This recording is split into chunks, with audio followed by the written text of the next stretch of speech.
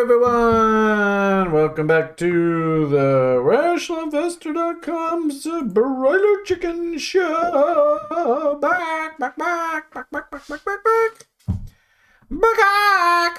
As you can tell, unfortunately, no camera today. Chris and I got together. Actually, we met. Geez, probably about half hour, 45 minutes ahead of the show, and we're reviewing what our plans were to try and do a nice little newsletter for you guys. And then we went to turn the camera on, and the silly camera is acting all screwy. And I hate starting these shows late, so to hell with the damn video or the camera. You're all just gonna have to imagine Brian sitting in a bikini, wearing a bikini. What the hell? And smoking a cigar. Yeah, I hope you enjoy the visualization. And smoking a cigar. Yeah, looks like we are live on YouTube. Loving the visuals you're giving us this morning, your time. I beg your pardon? So loving the visuals that you're giving us this morning. Yeah, there you go, right? Anyway, I looked down at the clock and I saw that it was after 10:30, and I was like, all right, it's one thing that drives me crazy is punctuality, and especially if you're going to be a trader. I mean, you have to be on time. It's super important that we're consistent in that regard. As well, too, I have a bad habit, of course, of blabbing away for hours on end. There's always so much to talk about and so little time. And I never know from term to term how active the Q&As are going to be.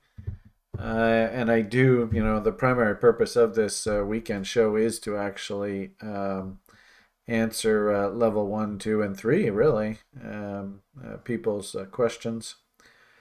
And then, also give you sort of an opportunity to sort of see what the hell goes on the inside of TRI. Maybe also, too, if we're lucky, I drop you a negative wisdom here and there. And maybe you might even learn something here. What the hell, eh? PMA for the win. That's the whole point of this. As soon as I feel as though this is more of a job and not sort of a karmic a mission that I'm on, then I'm going to lose interest in doing this. So I still feel like we're making a positive difference in this world. One person at a time, right? That's all we can do. In fact, 18 people at a time. 19 people. Woo! We're rocking it. Look at all the people. Anyway. As you can see, this is the dashboard. The TRI trading sort of platform that we've created. Actually, I heard somebody recently say, and I really liked what they said, that, if you want to do well in this world, learn some basic skills. And if anything, my sort of gift to the world is that I can help you learn how to build a plan and give you a whole bunch of tools to help you try and follow your plan. And I think it's a good idea. One person actually called me a long time ago, says I'm a good I can't remember what the hell the expression he used was. Anyway, bring sort of financial literacy to social media and this younger generation. I see, unfortunately, I do see a lot of financial literacy sort of being remade as we go along here. I don't know whether that's really good for the society in general. But if anything, hopefully I'm a demonstrator of best practices. I've been at this game a very, very long time. I've heard almost every single possible story you can hear under the sun. I've been through now personally 3 of these major generational cycle shifts. And they don't get any easier each time, I'll tell you that much, by crackers. I was a 10-year-old boy watching my mother get stressed to no end. A single mother at that in the 1970s. Way to go, Dad. Anyway. But her going through that inflationary spike and the stories that I tell students about what that was like. in the late 70s, early 80s. Of course, we went through, and that was a fear cycle, and it was all about, oh my God, I'm going to be broke, right? Basically, governments, runaway spending, socialists, they just don't get it. The connection between you go and spend money you don't have, and it's going to dilute the purchasing power of the money that's out there.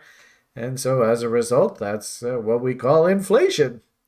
So it's like a hidden tax. And now this is the second time in my lifetime I've had to go through this. And these politicians, they either don't get it or, and this is the worst part about it, is that they fully understand what's going on and they are just part of this machine that, people criticize the stock market and criticize the capitalist system as a process of moving capital from the sort of the masses to the 1%. But I would argue that the governments are just as culpable in all of this. In fact, they're even worse at sometimes because they'll just hold a gun to your head, pay up, or off to prison concentration camps you go.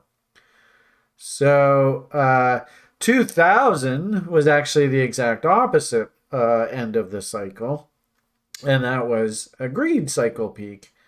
And through greed cycle peaks, everybody's so happy-go-lucky, and oh my goodness, it's so nice.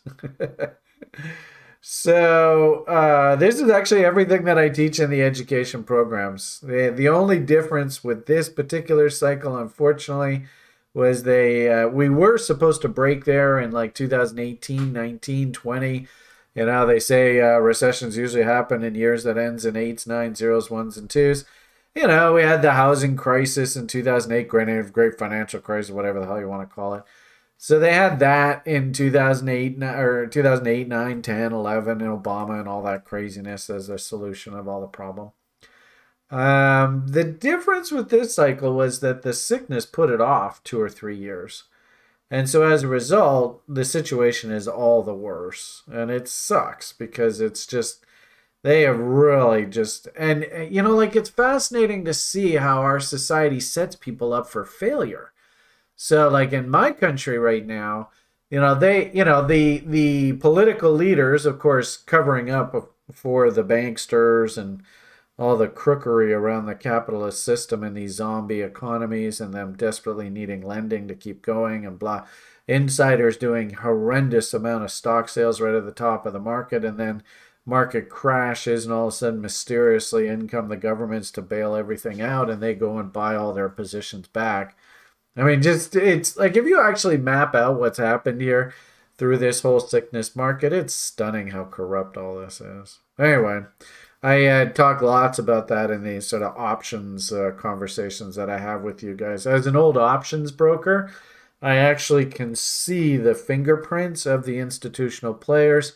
And because they do all this through the derivatives markets, they don't really even have to report to things like SEC and stuff like that. It's every single options expiry. It's stunning how corrupt this whole system is. But, and interestingly enough, because it is done in the derivatives markets, nobody in the public ever hears anything. Every once in a while, you get some firm gets a slap on the wrist, a $20 million fine. But, they're making $1 billion a year. So it's sort of like it appears on page 15 of the financial press. You never buried in the back, blah, blah, blah. Anyway, so like in my country, through the health crisis, they had this big thing called the CERB. It was whatever the hell the damn acronym stands for. Free money if you ask for it. And now what's ending up happening, of course, is all the people that got suckered into the free money. It was never free. And what's interesting is the CERB, if I understand correctly, was really basically like an income stream. And of course, anything that's an income in my socialist country gets taxed up the butt. So if they give you $1,000, what they're really doing is they're giving you $500. And they're giving themselves $500 back because, 50% tax rate in my country. So a lot of people now in the public in my particular country, I've said, Canada is set up for disaster because they've already got the housing market and the real estate prices at levels that are just so ridiculously unsustainable. I don't know who they plan to live in these places. It's not logical over time for somebody to have to pay like $50,000 a year just in interest alone, on actually I was even looking at houses right now. A long-term mortgage in Canada, they'll quote you 9.5% interest for a 25-year mortgage in Canada. It's God, what a joke. Anyway, so the whole damn market setup, how many people can afford to pay $50,000 a year just in interest? Just in interest. Nothing else. And that's assuming that you got to have $1 million to put as a down payment on the house. I mean, the numbers are crazy. They're just absolutely insane. But now, actually, a lot of people through the sickness in my country, they took advantage of these government bailouts, or not bailouts, that's not the right word, stimulus checks, all that kind of stuff. I'm sure the same thing's going to happen down in the States. And of course, they owe tons of taxes on them. And so the bankruptcies in my country are really starting to ramp up. And it's really hurting this millennial generation really badly. Interesting how this is going to play out because, the democratic system that we have in place right now, and it's sort of the bent of this article was sort of like, the Americans, you really don't like your system. Canadians, they put up with it. But I'll tell you, if a lot of these millennials are just basically buried in debt to start out their lives in the working world and have no hope of being able to buy a house and, raise a family and stuff on their own down the road, the country is setting itself up for absolute disaster down the road. But anyway, we'll see what happens. Only time will tell. So I did find that kind of, I've said repeatedly, the cycle turned in 2018. That was the end of a long commodity cycle. Started in 2000. So we are now, even 2023, we're 5 years into this next growth cycle. And unfortunately, what it means in a country like Canada is the standard of living in like 2016, 2017, 2018, it was great. I mean, ask anybody who's living here in the Lower Mainland. I got to say, life was very, very comfortable. And life, unfortunately, now has turned very, very uncomfortable in this country. And that's what I mean by Canada's a short. I wouldn't recommend people move here. But how ironic. At the very top of the market, that's when, of course, everybody is most bullish. It's kind of like people coming in and buying Bitcoin at 50, 60 grand. They think they're making a good decision, but boom, all hell breaks loose and prices start to collapse. And then you look back a year or two later and you go, man, I really shouldn't have done that. So this is the same situation for my country right now, like actual national status. So anyway, rant. Chris and I actually tried to get a little bit more structured about what we're going to try and do in these weekend shows. Unfortunately, we had that camera issue, which kind of sucks. Terrible way to start the show. But anyway, kind of wanted to just talk about what's sort of going on in the world a little bit, then do a little bit of Bitcoin analysis, then maybe just talk a little bit about things like, some recent tweets and concepts that I've been sort of kicking around the site. Maybe tweet it out, maybe some wins, maybe some sort of observations about maybe lower time frame setups, that kind of thing. And then the second half of the show, we'll just do Q&A. And if I can stay on schedule, hopefully we should have a half decent product here for you guys to watch and get some good value. If anything, we're also thinking about maybe doing like a newsletter summary of this show with the video link. And then if you're interested, you can just get the link in your email. And then it's just a nice little one-pager that's sent to you with the video link and then, the links to the tweets and anything we sort of talked about through the show. I think that's probably a good idea for us to get working on. So let us know in the comments if you'd like to be a part of that newsletter offering. We'll start building a list of people who get that on a regular basis. Not quite sure where we're going to do it, though. So anyway, give us some feedback if you like the idea. Specifically, sort of what I'm seeing in the market right now, 2023. We've talked, of course, lots. If you want to go on the website, we have fantastic blog that Josh, our resident social media guru, has put together. Question always is, where the hell do I find the blog? I'd like to have the blog link right in here. Maybe one day I'll get that. But where are we here? Down here. And interesting too how Josh's Benner cycle chart has become basically the go-to chart when people Google Benner cycle now. I'm seeing so many alleged traders posting that Benner chart now. I don't know where they're getting it from, but I'm seeing that a lot more these days. Well, but see, that's the thing, right? Is you just Google, right? Just Google. Like I won't even Google. I'll just go Benner cycle, just see what the hell comes up, and then you go images, and boom, there's the original one, right? And it's very tough to read and kind of zoomed out, and you kind of go, wow, is there anyone that actually looks really, look at this one. Hey, this is perfect. And that's Josh's. Way to go, Josh. Look at this. What is this? Ordernews.com. So somebody else has already taken Josh's image and thrown it on their website. But we actually found for quite a while, like especially if I go on Google, and it's kind of a side, I'm wasting time here, I know. But if you go on Google, right, I think the very first one is this. Anyway, I thought it was. Anyway, when I was looking about a month or two ago, it's like the very first one. It was a TRI image. But anyway, maybe that's not the case now. All right. Anyway, that's not the point of this. The point of this is, where are we on this damn cycle? And you see 23. This is a very important event window here. I've said repeatedly, and I don't think you guys really like it too much, but it's, what the hell? Everybody in the market. Actually, this is a really good lead-in. What I post here is what I think, and it's my opinion. But really, at the end of the day, that doesn't really mean a hell of a lot. I thought this was really funny.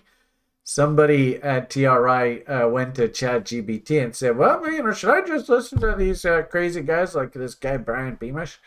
And I thought my response was, oh, phew, glad he didn't come back with, don't listen to that guy. He's a total idiot. And it wouldn't surprise me the way that I talk about Billy Boy and Alan and stuff, that there would be stuff like that in their databases. Mind you, I'm probably thinking a little highly of myself. They don't give a crap about a clown like me. But anyway, actually, I thought this read back perfectly, because in essence, this is really what I do. This statement ultimately is your responsibility to gather information from multiple sources. How many reasons should you have to justify taking a trade? Analyze the data, make well-informed decisions based on your personal goals and risk tolerances. I can't speak for you. I'm a completely different person than you are. No doubt about it. I got a hell of a lot of years experience. I think I tell you all, I'm a chicken shit by nature, and it's because of what you just saw in crypto over the past year, why I'm chicken by nature. And I always think the very first thing I ever think, if I ever am going to do a trade, is, all right, if this goes badly, how bad do I get hurt? And, it's a terrible way of living life, but I always like the idea that you plan for the worst, hope for the best. All right, and if you've done your vetting of your setups and you have a pretty good confidence in whatever it is that you're doing, some sort of methodology, great. Then, if everything goes according to plan, goes according to statistics, in the end, you come out ahead. That's really the whole point of this exercise. But I always plan for the worst. If this goes badly, how badly do I get hurt? Now, that's based on the fact that I have 35 years experience playing this game, and I know how bad can be. And I showed you most of the people in my society right now in my country, and it's so sad because the banksters, they don't care, and the government, it appears, they don't care. But most of these millennials are broke and they're bankrupt. I don't know how they're going to keep this fugazi going in this country, but well, we'll see. Anyway, the point of the matter here is that I'm chicken by nature, but that doesn't necessarily mean that's you. Maybe you're a really young guy, right? And you got a couple bucks to shoot the hip, right? Maybe you have to learn through hard knocks why this old man Beamish is such a chicken. So, point here is we got to sort of figure out what works for you. The way that I interpreted this, and frankly speaking, I think this is spot on. There is no one guru anywhere in the world. I mean, look how much crap that Jim Cramer guy gets. Right? They've actually created a mutual fund that is a short of him. I mean, gee whiz, you gotta have some empathy for the guy at least. That people would actually have the balls to go out and actually build a full trading vehicle that takes the exact opposite trade that you're talking about. I mean, gee whiz. I mean, I don't know. I would be mortified if I saw somebody we're gonna short everything that Brian Beamish says that he's buying. I'd be like, oh great. So the point here, like ChatGPT is telling you, is there's no one who is ever right 100% of the time. It just doesn't exist. 35 bloody years in this game. I mean, I see guys that do pretty well. But the key is not to necessarily need to be right every single time. It's when you are right, you get paid relative to when you're wrong. That's the key to making money at this game. But it does mean that you have to be able to handle being wrong. And I always tell people that the measure as to whether you're going to make it in this game or not is how do you handle when you're wrong. That unfortunately doesn't sell a lot of subscriptions. It doesn't fill a lot of people with sort of, that circle jerk, we're all going to get rich kind of stuff. That's sort of like, well, this guy's a boring wet blanket. But I actually like that. I like that thinking. And when it comes to money management and trying to survive in this world that's just fraught with disastrous pitfalls everywhere, try and remember Brian's 2 rules of investing. If you follow the 2 rules, it's actually very difficult to lose money. But at the same time, too, I'm never going to go all in on anything. That's just not the way I work. And really, this is what I like. I like the idea that hopefully through all of my conversations with you, whether it be on these weekend shows or on the daily briefs or on the sort of crypto shows. By the way, I don't know whether you saw, I did some video tutorials on using fibs for things like chaos theory. The fib tool to map out chaos theory levels, extensions, retracements, updated for the Coinigy people. And actually, we're going to try and get the Coinigy shows, the bad Bitcoin and altcoin trading talk shows back up and running. So super excited about that. And really, I'm hoping that we'll do like a whole bunch of tutorials and we'll just fill up their library with a whole bunch of quick 5-10 minute tutorials. How to use this indicator, how to use that indicator. What does this mean? What does that mean? So look forward to that. They already started to produce, and I don't know whether they have a link on the site. I've actually thrown them already into the library. So I will build out, in fact, I have it here, How Markets Work, TRI's tutorials. So, anybody who's on the site, especially for the level 1ers, they don't really understand how the bond market works. I put together a little video on bond. What the yield curve is, what does the yield curve tell us? That inversion versus normals. Bond spreads, why do I use the tips versus the TLT? But here are the 3 fib tutorials that I just did for Coinigy. They're public documents anyway, so I just threw them in the library here. And what was really cool at the end of this video, this was the one on that I did on chaos levels. But what was really cool about doing this video was how everything all sort of came together at the end of this, doing things like parking garages, inverted heads and shoulders for extensions, Collins dump chaser zone for retracement, and then the final piece to all this was throwing in some chaos levels to validate targets. Man, it was really cool how it all came together. nicely in one lecture. So interestingly enough, all of these studies are actually all still suggesting that the market should move higher here. So anyway, take heart of that. Anyway, so I look forward to that. And we got to get the Bitcoin and altcoin trading talk shows up and running again.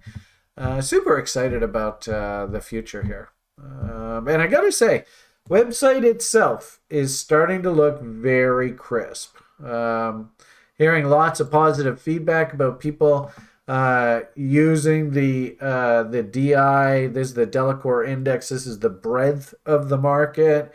Which is, kind of like a quantitative analysis approach to trading. I'm actually running a very small little fund off of just purely taking every single DI signal that comes along, and through this window here, it was like buy, sell, buy, sell, buy, sell. Gotta drive you crazy. At some point, we'll just automate all of this, but just to prove the data, because we went through and did all the back testing and tracked the data, but it's not believable unless you're actually doing it in real time. So I am running a fund off of that. You can see that I was told to hop off there about a week or two ago.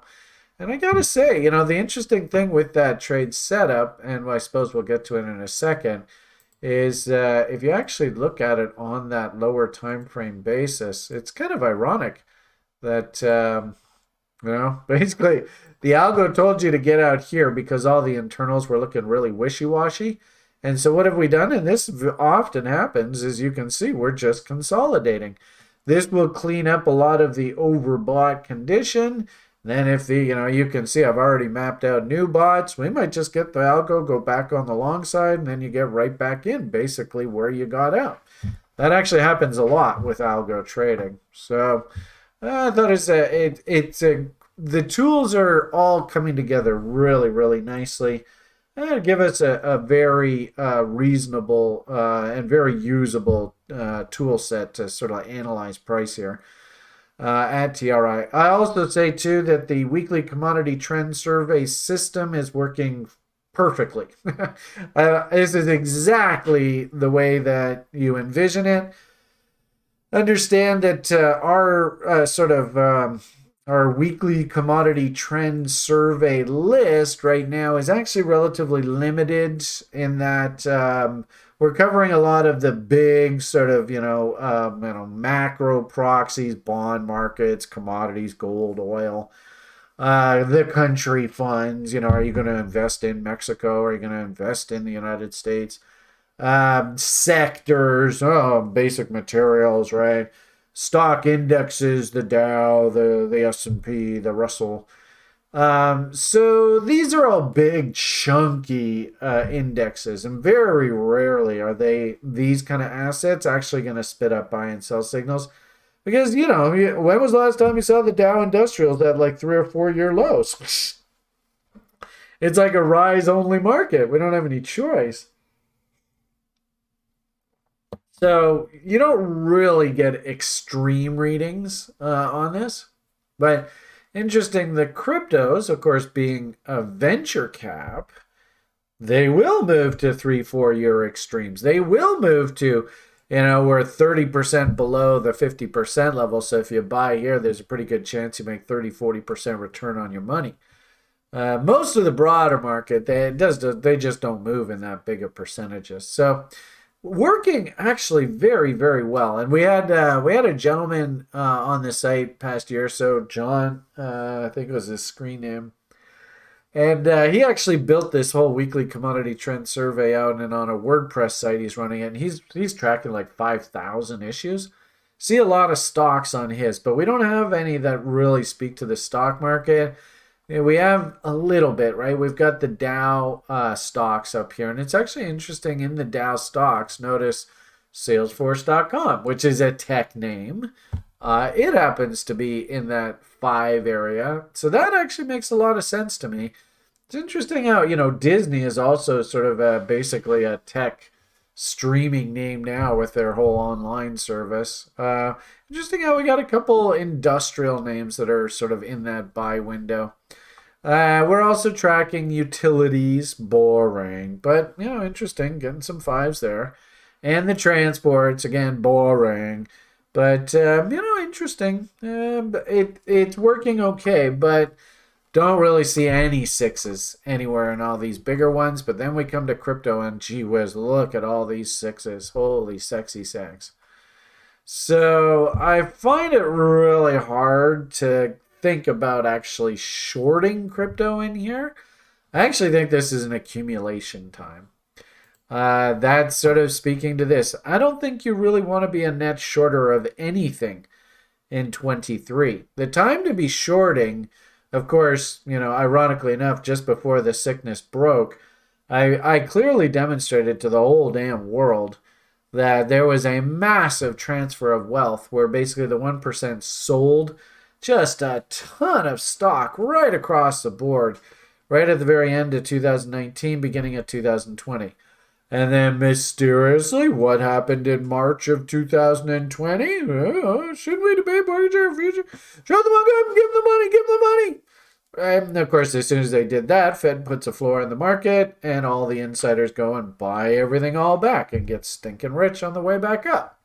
And, lo and behold, and anyway, I won't go into that. But point here is, I don't think this is actually a selling window. I think this is actually an accumulation zone. The issue, of course, we don't really want to chase. Don't chase, don't chase, don't chase, don't chase, don't chase. So, you have Bitcoin moving up here, but gee whiz, Bitcoin's almost doubled off of the lows now. Do we really want to come in and invest your hard-earned savings and invest your future in an asset that's jumped up here where, I don't even know where the hell the damn lows are. This isn't the right chart to look at. Here. Just back in November there, we were sitting at 14, 15 Gs, and here we are 27, 28 Gs. And could we maybe take a little while and pull back here a little bit? And then, of course, are we anywhere near cost of production? So I can't really endorse chasing this market up here. And I guess what I'm trying to say here, and you don't want to get too mired in the FUD, but you all know that. I wonder if maybe I can do this a little bit quicker. Are you gonna come up here for me? Let's go see. There we are. I still think that this is what 23 looks like. Do you really want to get too into shorting down here? You know what bothers me about shorting here is I couldn't believe it when, keep in mind, 4-year cycles, top of the market, bottom of the market. We've all sort of gone through this, right? I couldn't believe it the other day when I saw this that popped up. Somebody actually was saying, let's see how the hell I can do this. And I love this because it's so perfect. You literally, it's so cliche. You literally could not script this any better. You literally couldn't. I swear, it's so funny. Where the hell is it though? I can't find it. Where are you, Mr. Novogratz? Here we are. I love this. This is exactly Bitcoin, 4 years ago. Moon. Stop going sideways now. Don't ever say we going down to 1K, but Mr. Novogratz say we have bottomed out. Bottomed out. So, I absolutely love that. It's so awesome. And the irony of it all is that he's back at it again, right? And that was the I don't know where the hell it is anywhere. Somewhere in here, he's like, "Yep, it's time to get back buying bitcoins." I don't know where the hell I put it. Anyway, somewhere in here. And actually, I kind of like Novogratz's stock in here. Sure looks cheap. So anyway, where is Mr. Novogratz? Do we have here? Is he in here? Well, that was the Bitcoin moon, but where the hell's the damn I guess this is it. Yeah, Mike Novograd says it's time to buy Bitcoins. And that is March 18th. And this is like literally 4 years to the date. I mean, it's shocking. I mean, you got to learn from this, people. You really do. It's not an accident. Number one, it's not an accident that guy's so stinking rich. But it's not an accident that he's coming out to say, buy Bitcoins now. I mean, if you believe in these 4-year business cycles, that's exactly what you should be doing. And interesting, too, to see that gold's starting to perk up lately. So, in essence, what it sounds to me like, especially in the face of these recent banking fiascos, and the money printers, I think basically the market is starting to appreciate that more inflation is coming down the pike. And interesting enough, if you look at Newmont from the 1980s, basically it was exactly the same thing. So I don't think it should surprise us that Bitcoin is bottoming through here. But problem here, of course, is that nothing ever moves in a straight line. As soon as the public, of course, is all like, yeah, buy Bitcoins. That's a good investment decision. That's usually the absolute worst time to buy Bitcoins. If anything, what you want to wait for is you want to hear people saying Bitcoin's going to zero. And I have a funny feeling that we're going to see both of those extremes through this year. But I also have the feeling, too, that if you get bearish here, it's like Tony Vay's being bearish at Bitcoin at 3,000, 2,000, and expecting it to go to like 1,500, $1,000 bucks. So that's sort of what I'm seeing right now. You can step in here and short this, but don't lose your focus, because when the damn bottom comes in here, I have a feeling this thing is just gonna start face ripping. And the interesting thing is that we have actually a very consistent and reliable gauge. Why? And the answer is of course the question is, where can I find it? If we look at like literally Bitcoin loves to bottom about 6 months ahead of halving events. So this is a graphic I've been putting out over the while. Here is a halving event. If you had stepped in here and bought ahead of that halving event, away you go. Here is the halving event. If you had stepped in and started buying, I think we're in a very similar type pattern as what you see here. So if you stepped in and just make sure that whatever it is you wanted to buy 6 months ahead of that halving event, rock and roll. Here's the previous halving event. Same thing. This was actually this right here. But shouldn't we debate mortgaging our future? Shut down. Give the goddamn money. Give it to us. Whatever. If you had just forced yourself to come in and accumulate, of course, that's the other side of the halving event. So I don't see any reason why this go around should be any different. So and just shocking to look at the price comparisons. I mean, this is like poetry, the way this looks. It's shocking to me. So can you, if you can accumulate over the next 6 months, can you think about what the market's going to look like a year, 2 years, 3 years from now? And that sort of speaks to, we have this fun little plan at TRI. A bunch of us who are in Portugal, we're all sort of like, hey, we want to go buy a place in Portugal and get like a TRI campus going. We thought about maybe pulling the trigger, but we kind of came to the eventual conclusion, why don't we take the capital that we're going to put into this thing and let's go do a flip, because we know that the coming cycle is probably going to peak, and got funny faces and stuff. I don't think anybody, probably Chris, maybe you don't want to have your face. Look at Rush. Rush doesn't even want anybody to know. You wouldn't know what Zugi looked like. There's Eddie. Anyway, and keep in mind, this is Eddie's spreadsheet. So trust me, Eddie's got plenty of crypto on the books. He'll do perfectly fine. He just is a little bit of a slacker filling out his favorite names. But, here's old man Beamish. Terrible picture. But you can see I'm already starting to load up, and this list is going to get just ridiculously huge. just banging out doubles. Every time a double comes in, you can already see I'm already starting to log some doubles already. I'll go and add cars, and this should be a fun experiment. And you can see I already just added another one here on this recent dip. So I don't know. As this graphic I was explaining earlier said, I can't tell you what to do in the marketplace. In fact, I wouldn't want you to just blindly buy whatever it is that I buy, because my plan's all about me. I'm a very, very comfortable. I can go and buy something and just sit on it, and it just sits in the account for years on end, and then all of a sudden we wake up one day, hey, look, these guys are popping. All right, where's your double level? Get the order working, blah, blah, blah. But that's me.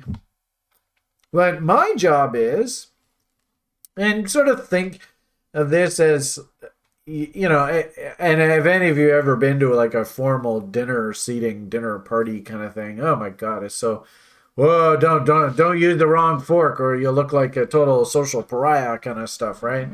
But I don't really care what fork you want to use. In fact, I used to say to my old retail clients when I was a broker, I could be sitting here in a diaper, smoking a cigar, so everybody get that image in your head, and giving you stock picks. And if the stock picks work, would you give a rat's ass? I mean, would you really Don't forget care? about the bikini part. Oh, yeah, well, this time I'm in a diaper, right? Well, it's just... and so there's two different images for you. Anyway, so the key to making money at this game called investing, trading, whatever you want to hell the hell you call it, is you just got to make sure that your average winner is bigger than your average loser, and you got to try and make sure that you have more winners than losers. It's just that simple. And in fact, if you have a big enough, my average winner is bigger than my average loser, if you have a big enough ratio, you don't even have to be right 50% of the time. It'd still be profitable, believe it or not. And I know lots of guys who trade things like megaphones that have like 4 or 5 to 1 risk rewards. Help, you don't even have to be right 25% of the time. If you have a 5 to 1 risk reward ratio, you only have to be right 20% of the time just to be a scratch trader. So, the point here is how you get to that ultimate destination is just really a question of figuring out what works best for you. Some people on the site, they love their fundamentals. We had just the most beautiful presentation this past Friday by Zach, our options guru, who runs a trading plan based purely on sector rotation analysis and seasonality studies in the options markets, and use some basic principles about when to buy and when to sell spreads, and some really basic money management processes on how to manage risk in the options markets, and then when to take profits appropriately. I mean, it's just last Friday, and if you're interested, we do have a 30-day trial, so pop on the site and watch the video. He also has an associated mini course associated, and had another person over the weekend say, sign me up. So I was pretty darn impressed with that. And if you are interested, you better get on his reservation list now. The first course is already getting filled up. That we're at the point where we're actually starting reservation lists for his second offering. But, if you want a seat, you better let me know, because they're going quick. Anyway, point here is that he's figured out his personal approach, what works best for Zach. And he's just owning it. And it's beautiful. Of course, I had the privilege of teaching him how the basic approach to options and risk management and, sector rotation and seasonality, all part of our education program. And he just decided how he's going to put all these pieces together. Great. And it's beautiful watching him in action. Other people, Julian's not, and actually even Paul on Wednesday show, you heard it say, they're not so big on fundamental drivers, right? In fact, they all think that these moves are actually all horseshit anyways. They use the fundamentals to carry out their liquidity hunt plans. There's nothing wrong with that. I mean, if it works for you, fine. Find your technical reasons. Ideally, I'd like, 3 unrelated reasons. Ideally, things like location, indicator confirmations, price structure, whatever it may be. You hear Paul. It's almost funny. You listen to Paul and you would swear that I was the student and Paul was the instructor now. Trade your setups. Oh, yeah. Is there anything on your mind? Hey, trade your setups. All right. So any parting words, Paul? Trade your setups. I mean, it's beautiful how consistent he is. I mean, he got the message. So the point here is that the difference between the way a guy like Zach approaches the market and the way a guy like Paul approaches the market, or Julian for that matter, night and day. But they both subscribe to it's a process. You're working your plan. You are running your small business of trading. What is appropriate behavior? What isn't appropriate behavior? And that is actually where I shine. That's where I'm going to help you most. I'll tell you what all the different pieces at the dinner table, what their name is, what they're appropriately supposed to be used for, and, when you're not supposed to use them. But at the end of the day, what really has to end up happening here is you have to say, Brian, I don't know what it is, but I love eating my T-bone steak with a shrimp fork. It just works so perfect for me. It is who I am. And look at these results. I'm producing 2/3 winners over losers. My average trade is bigger than my average win, is bigger than my average loss. And I feel really confident about getting in the market and trading. And I'm like, awesome. Perfect. Nothing wrong with that. Just now that you got something that works, rinse and repeat. Don't fuck it up. That's my gift to all of you. And that's how I can help you. I was, bring this conversation to a close. I was really impressed with the fact that somebody asked ChatGPT, how would you approach this? And really, this is exactly the same thing that I would say. So either the intelligentsia has been watching my videos and agrees with what I have to say, or maybe just universal truths or universal truths. And don't look for the guy who's going to tell you what to buy and sell. That's actually a potion for disaster, folks. Take personal ownership of your finances. Take personal ownership of your decision-making process. That's the key to this. Understand you're never going to be right 100% of the time. And then, as I said, I will only judge how good of a trader you are based on actually how you act when you lose money. I don't care about the Lambos. If you knock one out of the park, awesome, great, you won. Tell me how a losing trade went. Tell me how when things were kind of tough and you maybe had to go on a losing streak and you just, maybe you lost half your subscription base because everybody was subscribing to your newsletter because they thought you walked on water. Tell me how you handled that. That's when I'll know whether you can actually make it at this game over the long term.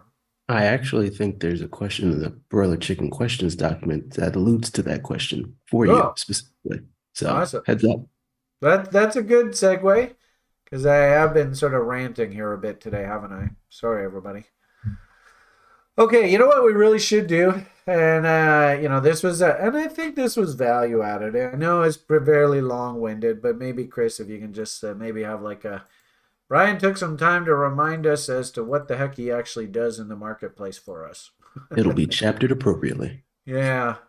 Okay, so let's get on to the corn analysis. Do a quick review of that. I was supposed to do a good half hour or so of corn analysis, but I'm trying. We'll get there.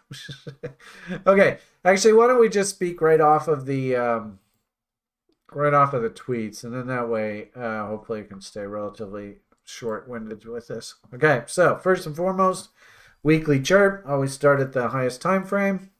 What are some of the basic conclusions we can take from this image?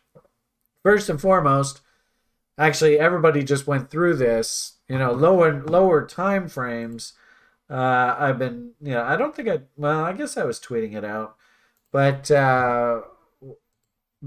it's in my humble opinion right now that what we're actually doing is what's called a diamond pattern. So, and actually, interestingly enough, I was posting this on the site. I think I tweeted this out. I can't remember. But you can kind of see that we're almost doing like a mirror image right on the other side of the FOMC. So that's what I think's happening right now. And what does that look like on the higher time frame charts? Well, it's a doji. I mean, in essence, this is the market telling us what does indecision look like. It looks like a doji. And if it's over like a weekly time frame where you see this doji, then it's probably trying to lull everybody to sleep. And probably a lot of people are going to sort of lose focus here. And they're just going to be like, well, price isn't doing anything. I'll turn the computer off and go play outside. And then when they come back, they see, oh my goodness, the price just exploded up or down. Well, it's probably just a function of, when did they get enough people to fall asleep and stop paying attention? And then the damn market moves. Happens all the time, folks. You could make the argument that this doji actually looks to me like it's almost like a midpoint pivot. So think of this side of price action as one end of the seesaw. This is the middle or the fulcrum of the seesaw. And if we resolve to the upside, then we should probably replicate this entire price range to the upside, which would take us into a whole bunch of technical objectives that we have on this weekly price chart. That wouldn't surprise me one bit. We got the moving averages, the trending signal. You can see Bitcoin's been trending down in my eyes since the beginning of 2022. And now you can see at the beginning of 2023, Bitcoin is actually now telling us it's trending higher. So that's kind of cool. Yeah, I'm pretty impressed with that. Kind of what I showed you on this other tweet that I put out, though. When you go through these bottoming processes, it doesn't always just go straight up. And actually, usually through these bottoming windows, and actually I put this tweet out because I like this. I think it's in everybody's best interest to go and find a trade that you really liked. And by that, I mean, you made a lot of money on it. And usually those charts, there's a lot of similarities. There's a lot of things that you look at it and you go, wow, this consistently happened. That consistently happened. So, I mean, Brian, he loves his weekly W's. Hopefully everybody can see that. If I can get a W that happens to have an M in the middle of it, oh my goodness. That is such an awesome signal. It's not even funny. Also, too, what I've noticed is, this is this market in particular didn't give a trending signal here, but did give a trending signal on this move up. But then we went and M'd out, and it actually started to break back down and came back against the lows. And remember I showed you that image, but I probably got rid of it now. Oh, darn. The Wyckoff check image that I had on my screen just a moment ago. That's sort of what that kind of looks like. I mean, this one didn't happen to make lower lows. And ideally for this Bitcoin pullback here, probably into the fall. Let's see, how can I do this? Because that is an important image that I think we need to keep in mind. Let's see, our investor. Oh, and by the way, if you happen to see some clown impersonating me, like you see there's two I's, or there's two R's, or there's two S's, or something along those lines, you can clearly see that some jerk is impersonating me. Just, number one, I've said this in recent videos, I'll say it again. Of course, Julian wants me to pay Alan's fucking, extortion and pay his fee, so I have some blue check mark. But really, I would just simply say, I will never DM you directly on Twitter. Never. I don't follow many people. Half of these people that I'm following here, their accounts are dead anyway. So I'm really only following about 300 people or so. I never follow anybody. I never DM anybody on Twitter. The only thing I use Twitter for, me personally, is just as a log of what I'm thinking in the marketplace. And really, I should be able to go back and search and say, see, back then I was thinking this, I was thinking that, see how I banged out doubles, blah, blah, blah, blah, blah. So if you ever get a DM from somebody saying, hey, I'm Brian Beamish, like, there was one guy who got a DM from this imposter. He had taken all 3 levels of my education program, and the guy goes, hey, have you ever read any of my work? And it's just like, the guy's like, you gotta be kidding me. What is this? So it's really obvious that these scammers, they're probably, oh God. Anyway, so just heads up, you'll never get a DM from me. And if you do, tell the guy to go to hell. It's obviously not me. Anyway, back to what I was saying here. Remember, Brian's a cheap ass, so I don't even want to pay Alan's extortion. But Brian's a cheap ass. Remember that. This was supposed to be a free platform, so now all of a sudden I guess it's not free anymore. Anyway. Okay, so notice this pattern here. Low, rally up, moving averages cross bullishly. Hey, we're just going to the moon here a bit. Uh-oh, big fat M. Back down, we have to go against the lows. Then we turn back up. This is what I think this year is going to kind of look like, folks, right? And that's why I wanted to bring this up. That's what this image looks like. This is, I tell you, and just write this down. Somebody even just record this and just say, I will get back to you in October and hold you to account, Brian. Usually markets tank into the September, October. It is the worst performing month in the year. And remember, we said that we actually want to start our accumulation pattern about 6 months ahead of this halving event, right? So we're 6 months ahead of this halving event. We know that the next halving event is coming up next spring. So 6 months ahead of that halving event is going to be September, October of this year. So I definitely think, 23 is your bottoming year. But 6 months ahead of that halving event, that puts us sort of doing something like this in September, October. It just makes perfect sense, folks.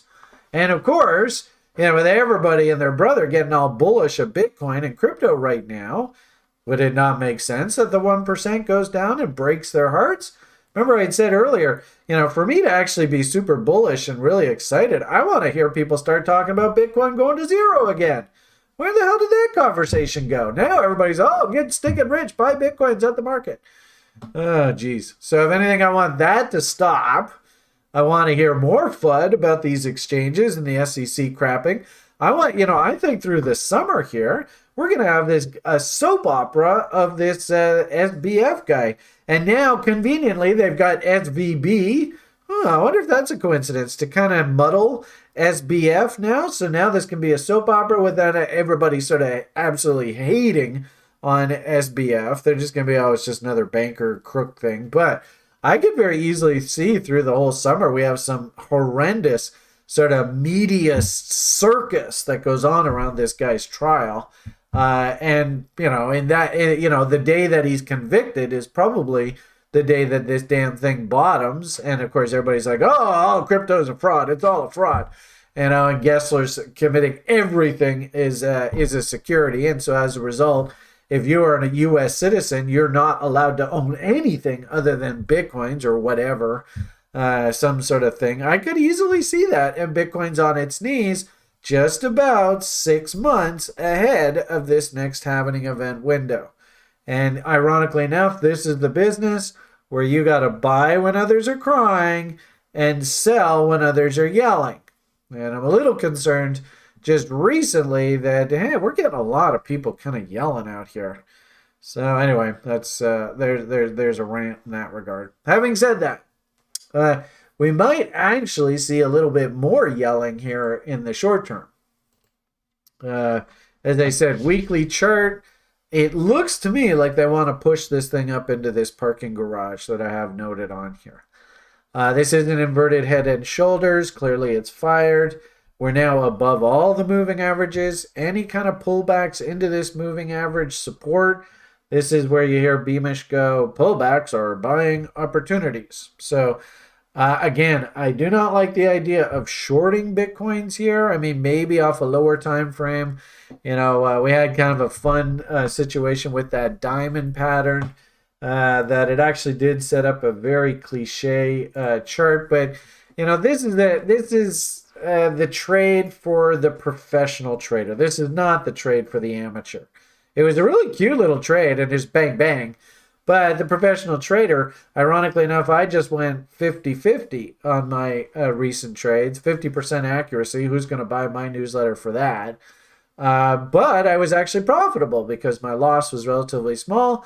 My gain was relatively big. So at the end of it, I was profitable. And that's exactly what I was talking about earlier. You want to make sure your average winner is bigger than your average loser. That's just what you have to do as a trader. Algorithm, interesting how through this whole period, algo is just sitting there. Price is almost exactly the same place as where the algo went. You know what? I want out. Get me out. I want to just sit on this sideline. So I do find that interesting. And frankly speaking, I don't know which way this is going to break. I think the market is very schizophrenic right now. Obviously, with all these banking issues, there's a big bid coming into sort of, holy shit, the whole system's collapsing kind of assets, markets. Is that rational investing? We are nowhere near the cost of production on Bitcoins. I can absolutely tell you that without a shadow of a doubt. So when I look at price here, what I see is we're kind of like middle of the range. I think that this is expensive, and really I don't really want to see price crank up here too quickly. And I think that this is cheap down in this area. Here, you're kind of middle of the road.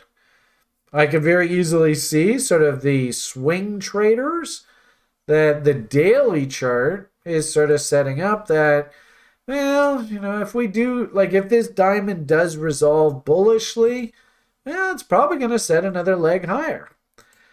Normally what happens in these megaphones is we end up topping out and we have to come down and tag the bottom of the megaphone. That's my inclination, but something that kind of bothers me about this, number one, there is no bearish divergence up here yet. Notice through here we had a bearish divergence as price was moving higher.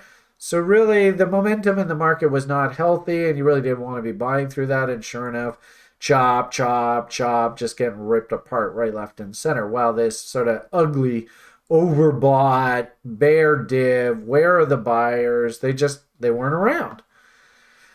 Here, however, buyers are still pretty active. OBV is still pointing up. We do have this nice, I think Colin likes to call this a hidden divergence off of MACD here. I don't know whether I'd actually use that in a trade setup, but I have seen people on social media mentioning that. We don't really have a bear div, and if anything to mark a top here, what would probably be appropriate is they actually take it to new highs, but momentum does not go to new highs. And that would start forming the bear divs, right? You'd have higher highs in price, but lower highs in momentum. And notice, Willie's not actually stupid yet. So technically the market on a daily basis is not even really overbought yet. So I don't know whether I really can believe that this thing's actually topped yet. I would just simply say we're sitting in this diamond and we're not going anywhere. Probably the 4 hour, if you did want to trade this,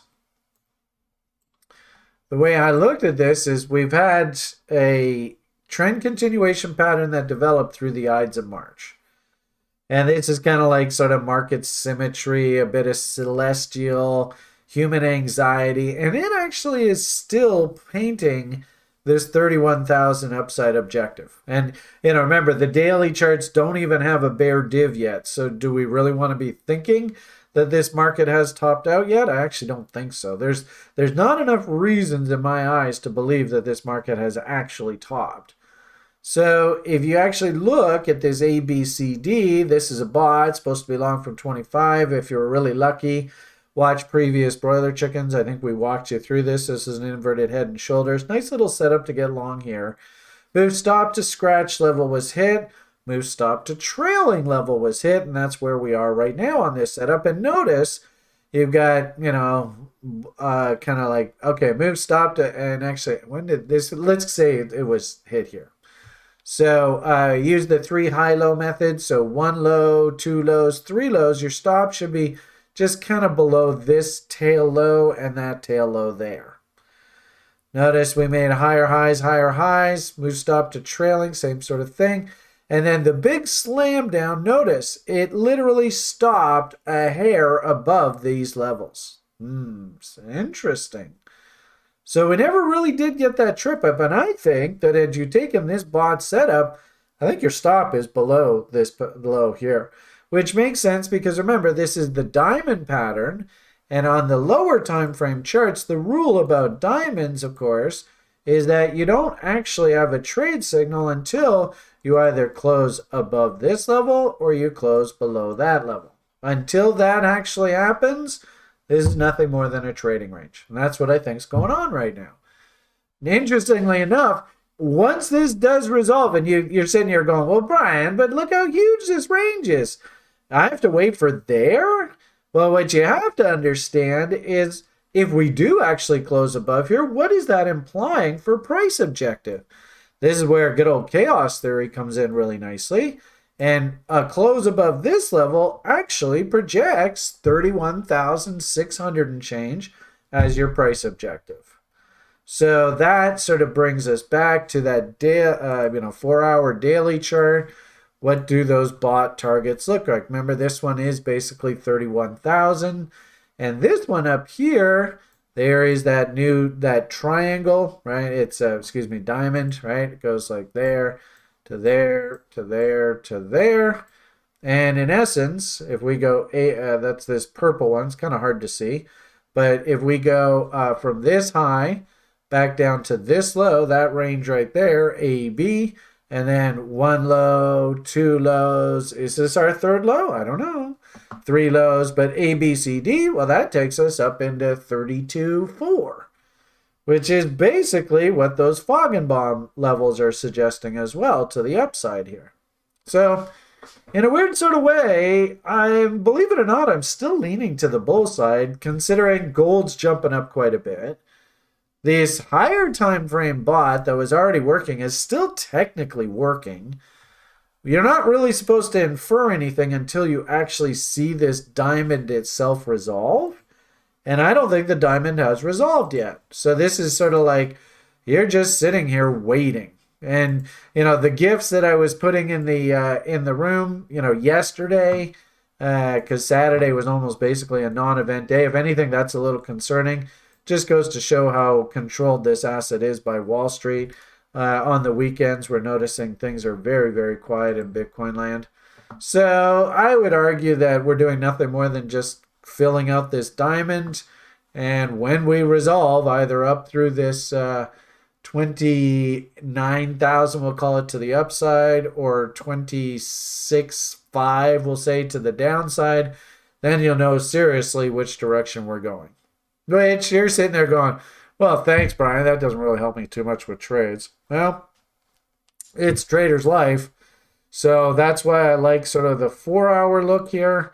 1 low, 2 lows, already start to map out, okay, if I do think that this is a bull and I wanted to take bull shots, what would those look like? I think they look like pretty good looking structure. If you off those lower time frames, you start getting momentum signals, maybe a nice little bull div, 3 higher lows. You can kind of see now how, if we do, it's just hypotheticals, right? Up, down, breakout. Notice how that breakout there, and there is the bot level. So I would say, maybe just wait for the market to actually give us a nice W in here. I think if it's going to happen, it's going to happen. And there is your bot long level. If you see the market up through that level, which is, like I said, here 28.3, maybe you can trade it looking for that stab up to 32 and change. That's not unrealistic. So these were the charts that I posted. The daily, weekly, daily, and then 4-hour. And of course, that's the bullish scenario. I still think the market's pointing higher. So that's why I sort of started off with that. if we think about the other side of this equation, you'll know that this diamond has failed. And it's fascinating when diamonds, you just have to wait for the darn things to play out. But as soon as now we'll talk the bear case. So as soon as this level is given down in here, then you can see that this thing goes from a diamond, and assuming it does break down, into, here, let's make this line a little bigger so you can see it. Like there, right? This would turn into a big honking M. If we actually do go through those lows. And then you'll know, well, the top is in. So if that scenario plays out, and again, you can't front run this, you just have to let it happen. Until either of those levels are taken out, you're just guessing which way she's going to go. But assuming that that double top does come in and actually the diamond fails, then I think you start looking for reload zones to the downside. And the scary thing about this, of course, is this is technically a megaphone. Now, we've had 3 tags at the bottom of the megaphone, so I don't think we're going to do number 4. But what I definitely would say, and something that bothers me about the price chart here, is notice the way the profile is really splotchy. Big holes in the profile. All of these areas should be filled in. So that's a little concerning. If this is actually a bull, notice if you like volume profile and you happen to have these on your charts and you like studying them, just watch value here. If you actually see value shifts up, notice value high is basically the bottom of this diamond. If we break down and we accept back into value, then the rule is 80% of the time we should go right down to value low. So this is an important level here. And notice, right, we will have a whole bunch of people that are trapped up here. So if we break down, then what will end up happening is any kind of counter trend rally, all of these people that are sleeping on the couch, especially like this guy right here, they're going to want to get the hell out, right? And so they will be selling. But the rule is that if we accept into value 80% of the time, and that's this guy right here, we should expect a visit back down to the other side of value.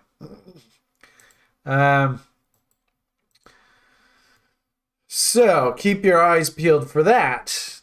Conversely, if we accept this level, down, up, down, breakout, and you see value shift, where this now actually becomes really light colored, and maybe we even have the POC shift up to here, that's actually inherently bullish.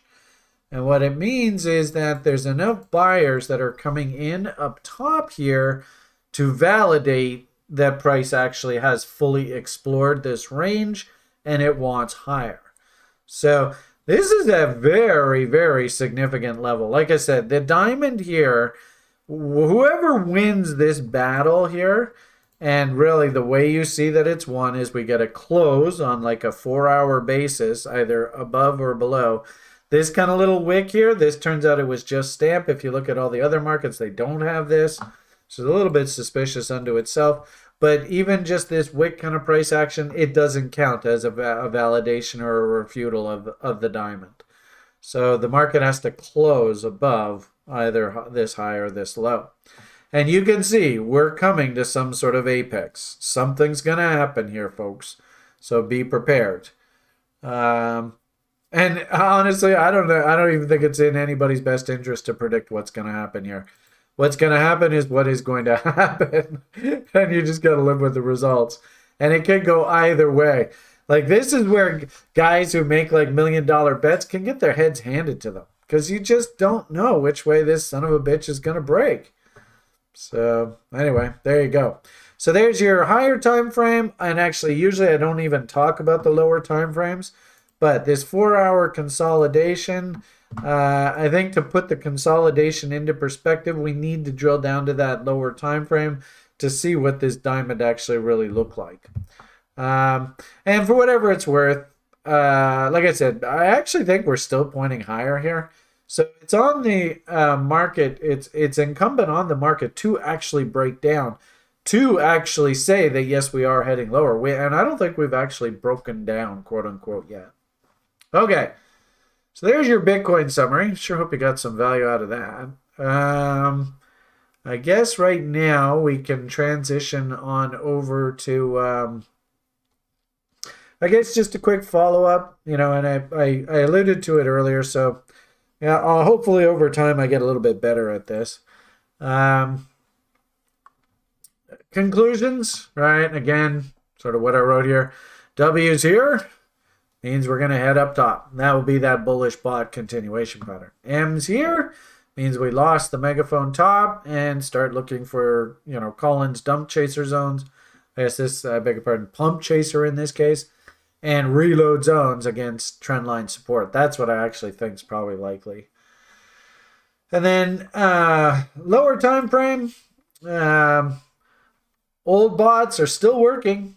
New bots actually are giving you some levels to consider. If we do resolve to the upside, then you can see where the objectives are. I don't think thinking like low 30,000s is unrealistic, especially given our weekly price objectives. Would make perfect sense. Also, too, seasonally, this is the time when you would expect the markets to move higher. We have a lot of course, uncertainty around this U.S. banking system and probably the global banking system now. Does that lead to more money printing, which of course is inflationary? And really the market's going to know about that way ahead of any sort of, government admission of inflationary stuff.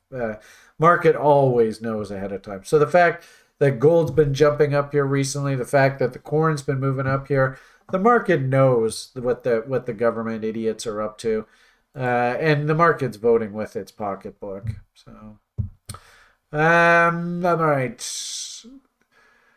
I suppose we also just wanted to quickly review what were the recent econs. Does it sort of make sense in the backdrop of what we're seeing out of the price of Bitcoin, the economics?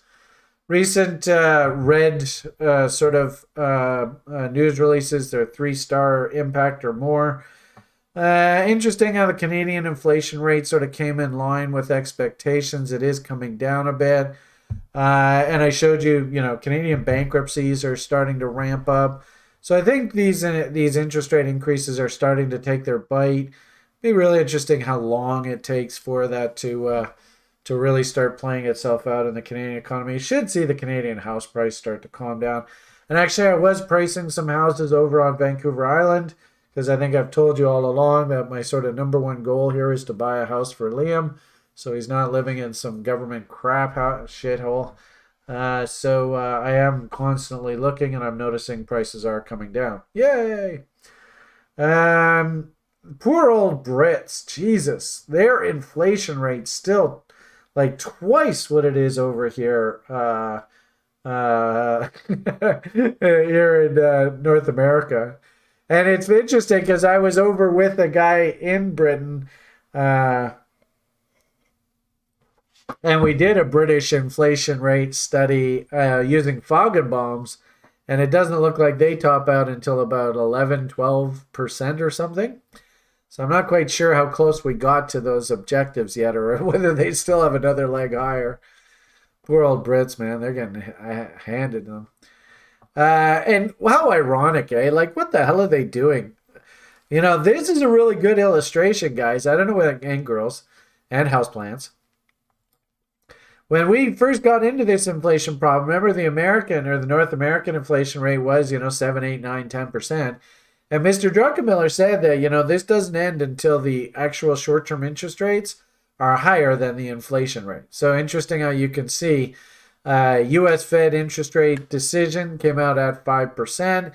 And they've kind of said that they're thinking that they're going to top out their short-term interest rates at 5.1. And interesting, you can see the Canadian, we don't have the U.S. data on here, but you can see Canadians at 5.2. So you can see how that's basically happening, right? Does that make sense? I hope it makes sense.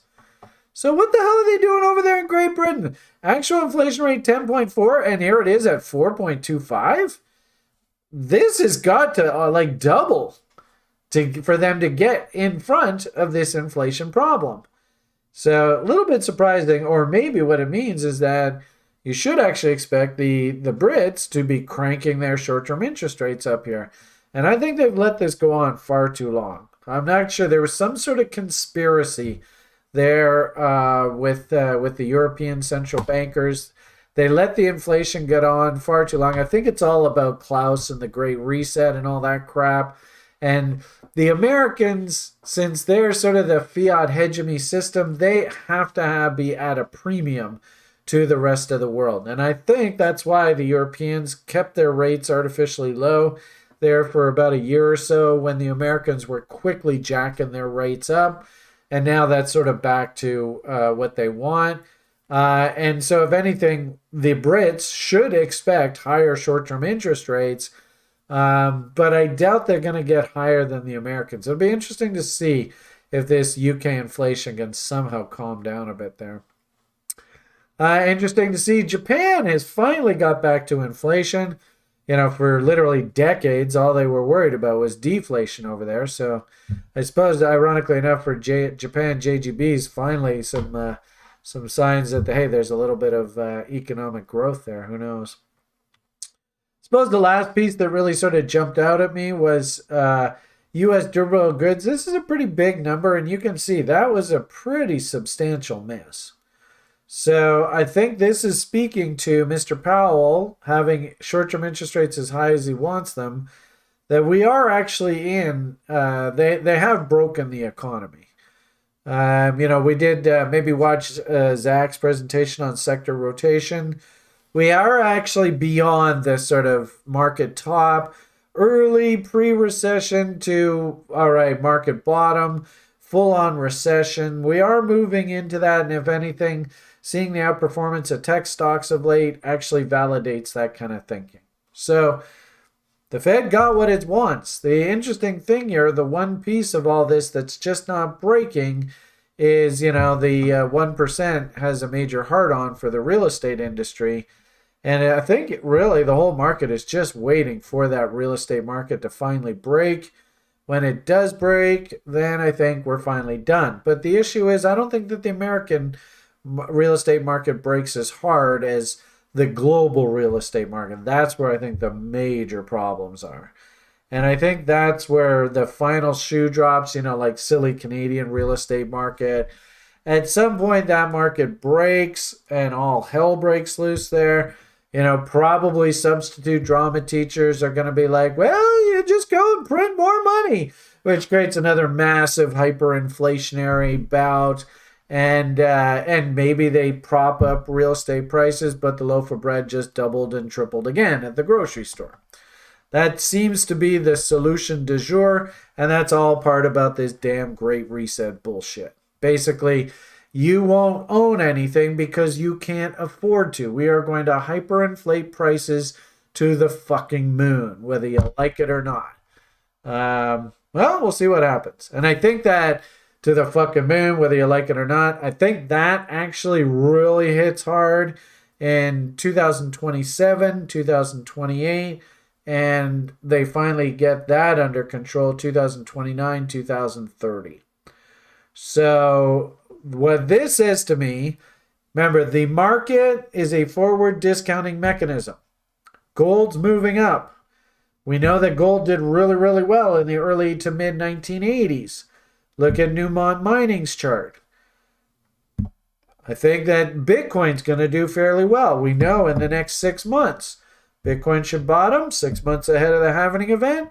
It should start rocking and rolling. So you can already start to see all the wheels are all starting to turn. You can literally see the future. I can see it developing right in front of us. So just the question ultimately here is, can you position yourself? Going back to the Benner cycle, we know that this coming cycle should peak somewhere in 2026. Is it the end of 2025? Beginning of 2026? That would be a typical Bitcoin and crypto cycle. So we have to work our butts off here over the next couple of years to take advantage of this. And this is, of course, coming full circle. I've told you repeatedly, I think this year looks like this. And pullbacks are what? Let's see if we can get some interaction. Wow, there's nobody in the hangout with us here, Chris? Wow, isn't that remarkable? Huh. Yep, just you and I feel special. Huh. Isn't that interesting? Yeah, there's 40, 50 people over there on YouTube. Yeah, that's right, Adam. Pullbacks are buying opportunities. And of course, the interesting thing about that, right, is the public going to be in a position to be able to buy? If they go and rip Bitcoin's a-hole apart here, and, let's knock down Ethereum while we're at it. I mean, I showed you, the typical Canadian right now, they're dying 1,000 deaths. I mean, it's so sad. When you read through and, I don't see any reason why in the United States it should be any different. But the millennials, I mean, the way that the 1% and the oligarchs have totally fucked this generation over, it's disgusting, is what it sounds to me. It's disgusting what's happened here. I actually just saw a recent Bloomberg post that said Gen Z is where the worst credit card debt accumulation is in the US. Yeah. I mean, it's just it's unconscionable what they've done to us here. It really makes you very sad. Irresponsible. Staggeringly irresponsible. So, I mean, what do you say? The point I would just simply say is, if they do knock price down, of course, the Joe Six-Packs, they're not going to be in a position to be able to buy when price gets knocked down here through this year. I really think that we're in this kind of scenario here personally. And the regulators are going to make it really, really difficult to buy. They're not going to make this easy at all. So if anything, if you're watching this video, just sit and figure out, okay, how can I position myself to be able to buy? That in itself might be a bit tricky. Anyway, so there's sort of my outlook for the coming years. But I do think opportunity is here, folks. But just be patient. Go slow. Dollar cost average. You don't need to buy it all in one go. If anything, an easy way to sort of keep you honest in this game is just good old Nanny Nibbles. That's what this whole thing was. We called it our little old lady canasta club. Banging out doubles when they come. But right now we're in accumulation mode. And just accumulating. If you happen to bang out some doubles along the way, great, awesome, way to go. But right now is not the time to be thinking about taking profits. And actually, here we can do 2 now on this one. And ringing the register. If anything, now is accumulation time. So get in there and accumulate if you can. Just figure out how to do it. And then, of course, that's all about what we do at TRI. I mean, we teach. Actually, I was pretty pleased to see somebody on YouTube was like, hey, I just joined up. I'm totally excited. Let's rock this. Or I guess they said, I got my friend to join up. So actually, I was pretty pleased to see that. All right. The questions and answers. I don't know whether we have any questions today. I think Chris said we do. Where the heck am I going to find this? Did you send me the document? Do I have it on here? I did send it to you on Discord. I did not send it to you here in Zoom. I can bring it up really quickly and send it to you here in Zoom. Oh, we're supposed to also say, help us get to 8,000 subscribers. We are so close. Subscribe now. We actually are so close. We're trying to get to 10,000 subscribers. Tell a friend. Hit the like button, please. If you liked what we're doing here. Look up for you here in Zoom. All right, so we'll copy that, and we will go like that, and we'll go like that, and we'll go like that, and there you go. All right, let's see where the hell we are here on this thing. And I have to hit the road in about 40, 45 minutes. Oh, no questions at all. All right, this should be easy. Did we already do this one? Hey, Brian, it's Sharky. Had a question today in level 2 in regards to the COT report. And had a question we wanted to clarify on, please, and thank you. Gert. In the video, Brian says at about 1 hour, the hedging firm is not concerned with the position being profitable. Yep, because it is a hedge. If anything, they want the position to lose money. Yeah, because then the cash market position that either the end user or the end supplier has is making money and it becomes a zero-sum game, or vice versa. Yep. Why would the hedging firm want the position to rather lose money? Where is the benefit for the hedging firm in this case? In the end, it is a zero-sum game even for the hedging firm, which profited from the fees, or am I mistaken?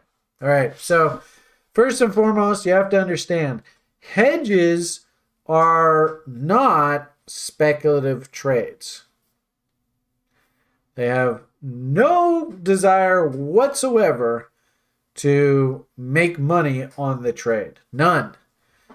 And more importantly, a hedge trade, quote unquote, is, how do you say this?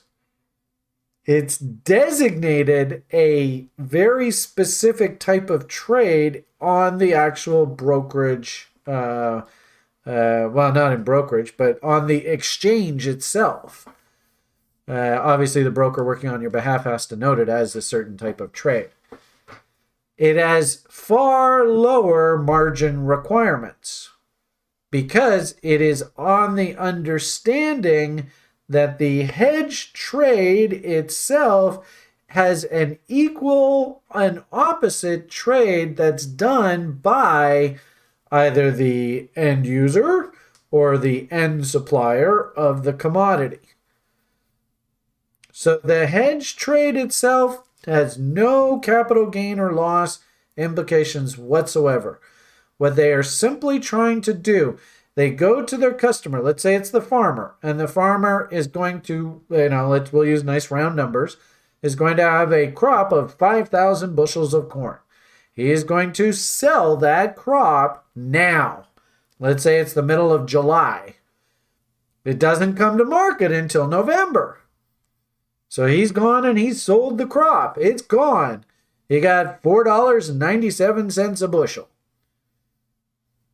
Now, at that point, the farmer has open-ended price risk.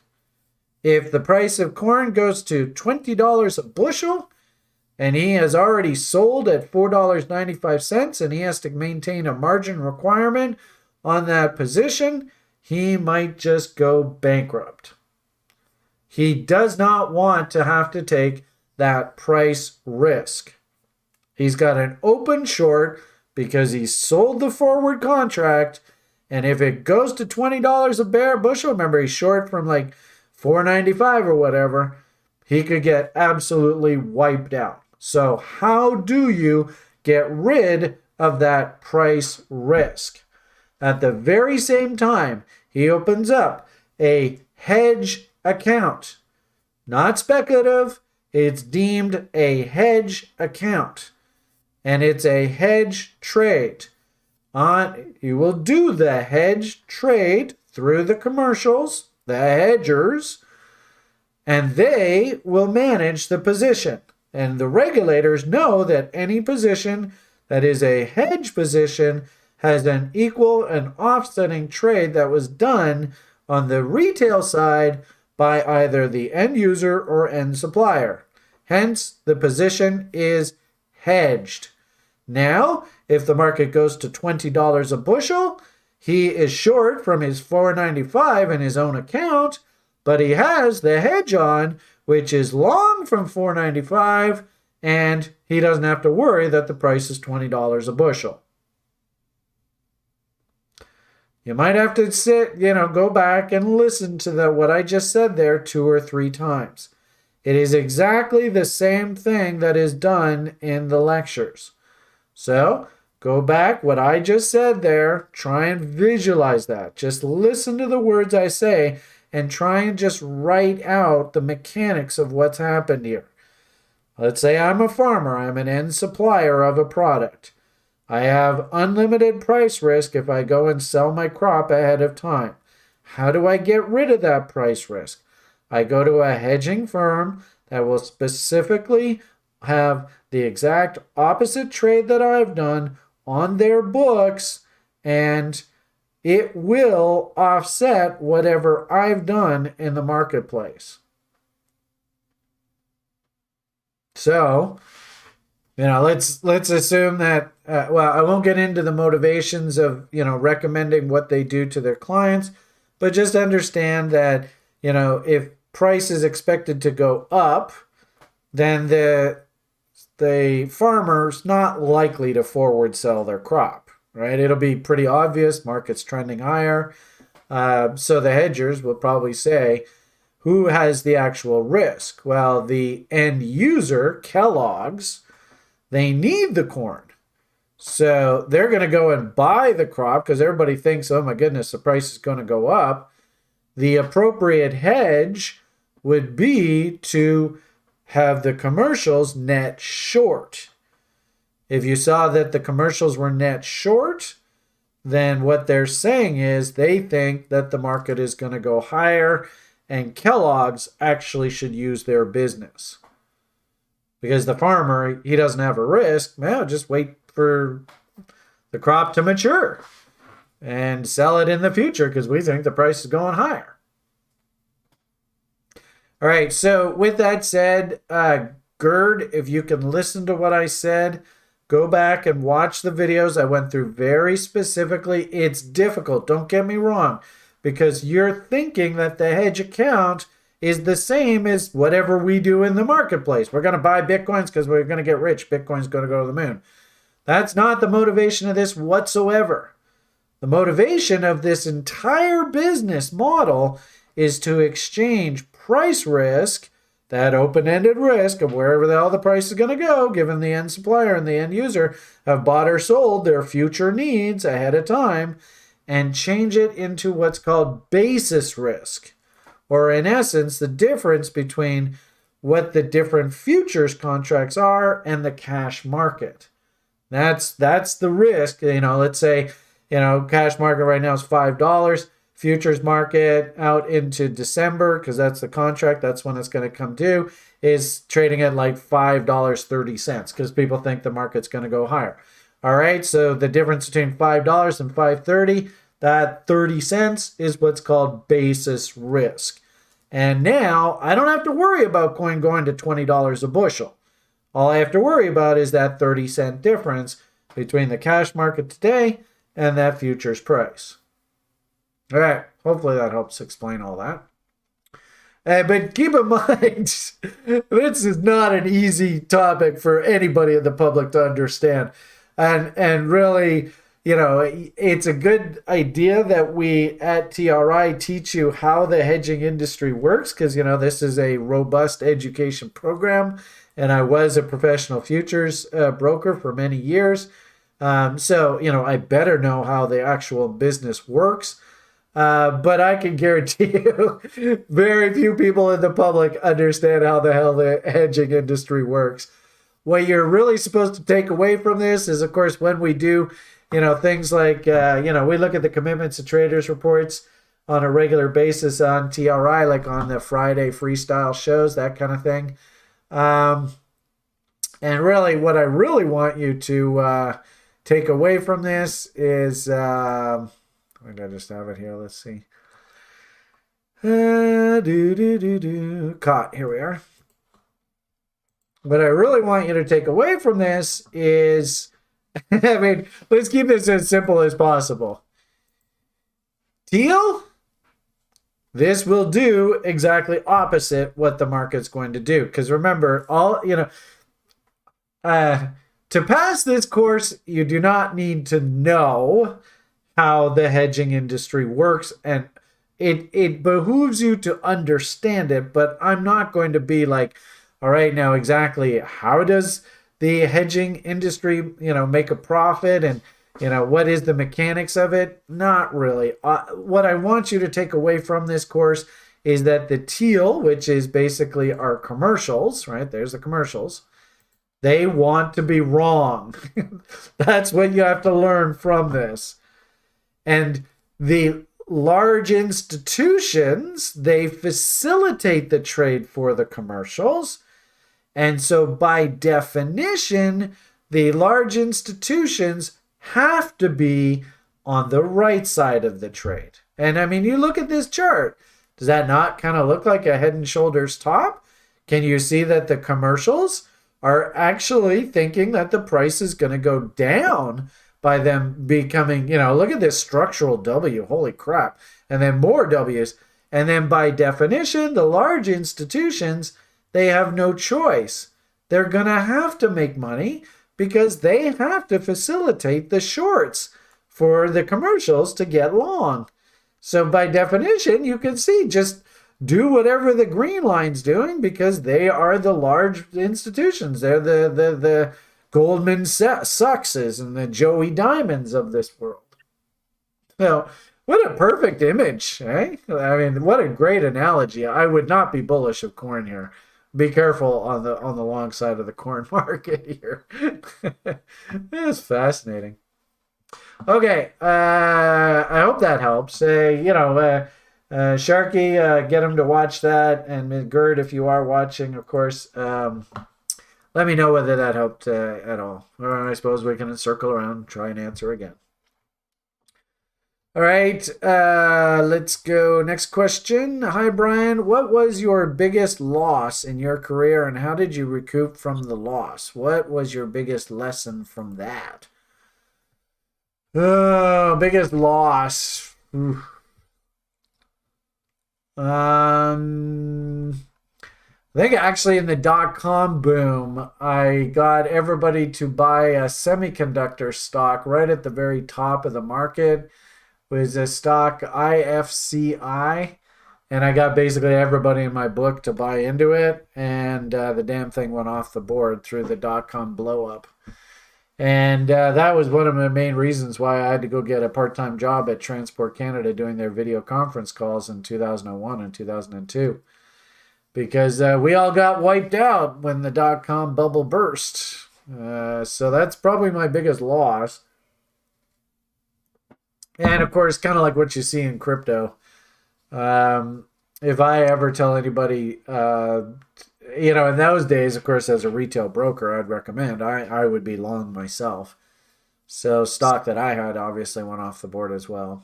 So that would be my biggest loss. Stock was called IFCI. It sucked because I lost a lot of respect from a lot of people that I really liked. And it was the number one reason why I don't really like to tell people what to buy and sell. Because quite often, like this is sort of like the whole sort of notion of why do you have little old lady risk management, right? Because you don't want to have to call up the little old ladies and let them know that your account has been wiped out because this stock that I got you to buy went off the board. That's a big no-no. So make darn sure that the position doesn't represent more than a 5% hit. And then if you happen to double your money on something else, then if this thing goes off the board, then the double on the other name offsets the fail. So anyway, there's your answer. I wanted to do it as a... There we go. There we go. All right.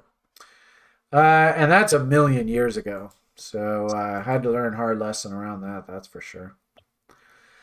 I'm the type of guy that as long as I got my original capital back out of an idea, I wouldn't really care if it went off the board following that. So you might say, and I could see a lot of people would say, well, you had that fun little altcoin demonstration thing that you did that last cycle where you took $500 and ramped it up to 5, 6, 7, 800,000, whatever the hell it was. And then you ended up giving back like $300,000-$400,000 because you ended up liquidating the thing at about 375,000.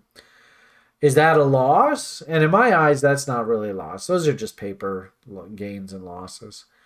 So I wouldn't personally consider that a loss, but I could understand a lot of people would. IFCI was, hey, we put money into an idea and it went belly up, and that's 100% loss of capital. Never did work. I suppose probably my biggest recent loss is a little pharmaceutical stock that I felt pretty good about. I put 5Gs into it, and it turned out to be a complete and utter fraud.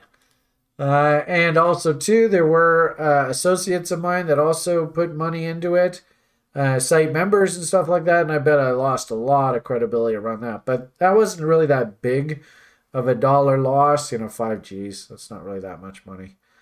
IFCI was in the hundreds of thousands, which was a bit of a disappointment, but it's the way capitalism goes. And as I said, learned a real hard lesson. That was one of the main drivers of Brian's second rule of investing. Gotta learn the hard way sometimes. All right. Question number 2 here. Do you see JPM fail from the current banking meltdown? Nah, not really. My hunch is that JP Morgan is probably so in bed with the government here, they would be deemed, quote unquote, too big to fail. Could see some marginal players.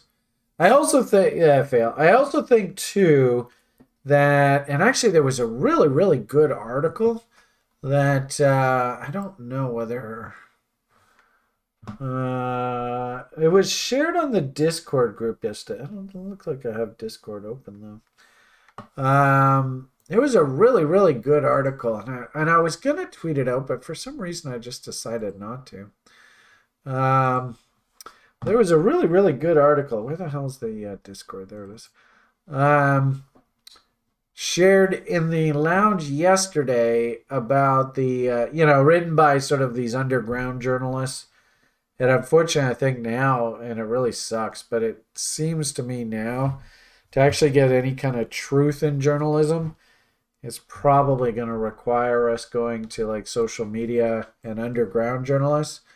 I actually don't think that any of the major news sources really do a very good job of actually telling what the truth. And they're heavily, heavily biased. Really interesting anecdote is that the gentleman who was short Silvergate Bank and short that SVB, Silicon Valley Bank, and he was barking about how FTX was a fraud and stuff. He actually said he went to Bloomberg and he tried to get them to do a story, and Bloomberg basically said, nope, can't do it. We will lose credibility in the marketplace, and we won't be invited to all this special sort of shit that this stupid 1% does. So a lot of the news agencies, quote unquote news agencies, they're just not reliable anymore, which is kind of depressing. But somebody had put out on the site yesterday, and it was such a cool read. Where the heck was it?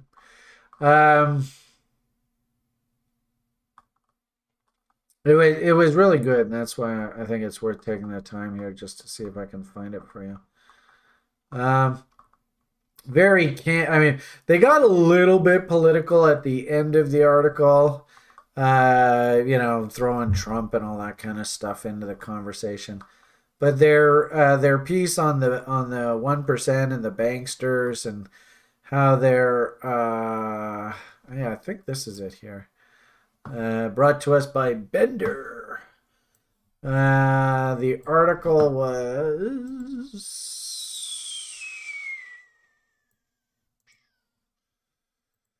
did the government start a global financial crisis in an attempt to destroy crypto? And sadly, I hate to say it, I think I agree with this thinking. It felt like there was a full court press, including things like, why did the run on Silvergate happen?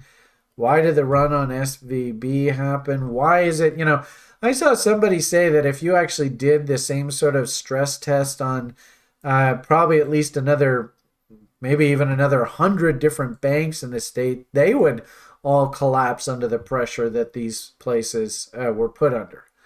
Why was there a run on a bank that actually didn't even really have any stress, and they just shut it down because it had some crypto exposure? And the whole thing stinks, I'll tell you that much. It stinks like yesterday's garbage. I would even mind actually even just tweeting this out just so I have it here. I thought this was, all I'm just going to say is, I don't know if I can agree with everything in this article, but they do make some very good points. I get the distinct impression that there was a full court press against these institutions. I think I've told you recently, Powell himself has publicly stated that he has a very strong desire to remove as many non-bank people. And then the question is, well, how do you define a bank and all that kind of stuff, from the banking industry as possible. And that, I think, is a very veiled statement, basically declaring war on the whole crypto verse, and you being your own banker and all that kind of stuff. I think it's a very veiled threat directly towards crypto. But anyway, we'll see how it goes. So if you want that, and then also too, kind of what Adam's saying here, if anything, I would expect, to be perfectly honest with you, I'd actually expect that the U.S. government at some point comes out and says, well, you cannot buy crypto on like third-party exchanges. You cannot buy DeFi. If you are a U.S. citizen, it's officially against the law. That would not surprise me at all. So remember, the Americans did it in the 1930s to the gold bugs. So that was that respective Great Reset cycle. We've talked about this lots. Jekyll Island, eating babies, blah, blah, blah. There's no reason why they can't do it this go round too. Probably, there's no point in predicting the future. You don't know what the hell's going to happen. But what I would say is, I like the idea that actually I want to be a net buyer of Bitcoins down in this floor here. I like the idea of not, obviously not going too heavy into any one particular name, but being a net buyer of cryptocurrency in general and the different stories. But understand that this is never a straight line. Lots of bumps along the way. Could Bitcoin here dip down some chaotic crises? I wouldn't be surprised if we work our way a bit higher here seasonally and stuff into the spring. Once unfortunately, Chris's birthday is coming up here soon, so we all know what happens around that. That's right. Tell Miss DiMartino Booth, and maybe I can have her come for my birthday or something here in Majorca. I don't know. You're gonna have Miss DiMartino Booth come for your birthday? Is that what you said? To Majorca. Come to Majorca. Oh yeah, okay. Yes. I didn't say anything bad there. Anyway. Almost. I know, I'm just being stupid. Yeah, that would be fun to have her. Problem is, she's not, Brian's too amateur. All right. Interestingly enough, there was a really cool, I don't know what the hell I did with it though. There was a really cool image that was passed around this, and actually Josh is saying you can search Discord too. So let's search, and I don't know how I would have searched for that. But let's search for what the hell is it called? I don't even remember. I know it was off of 1075. I think that's his name. 1075, I think is his screen name on TRI. He actually had a really fun all right. Well, okay. No, that didn't quite work. He had a fun sort of path of what he was expecting the banks to do. See, this is sort of what I was making a comment, but they're just lulling the whole market to sleep here through the weekend. So that's what we were just through the weekend. It was pretty quiet. Anyway. God, I don't know where the hell it is. Somewhere in all this. Had a really interesting roadmap for what he thought the path for the banks were going to be over the next coming 6 months or so. I think it's in Rocket Chat. Let me take a Was quick it in look. Rocket Chat? I could have it. sworn I thought he posted in here too. But anyway. I'll look for it. All right, thanks, sir. I don't know whether I necessarily believe it or not, but it wouldn't surprise me that the all right, there you go.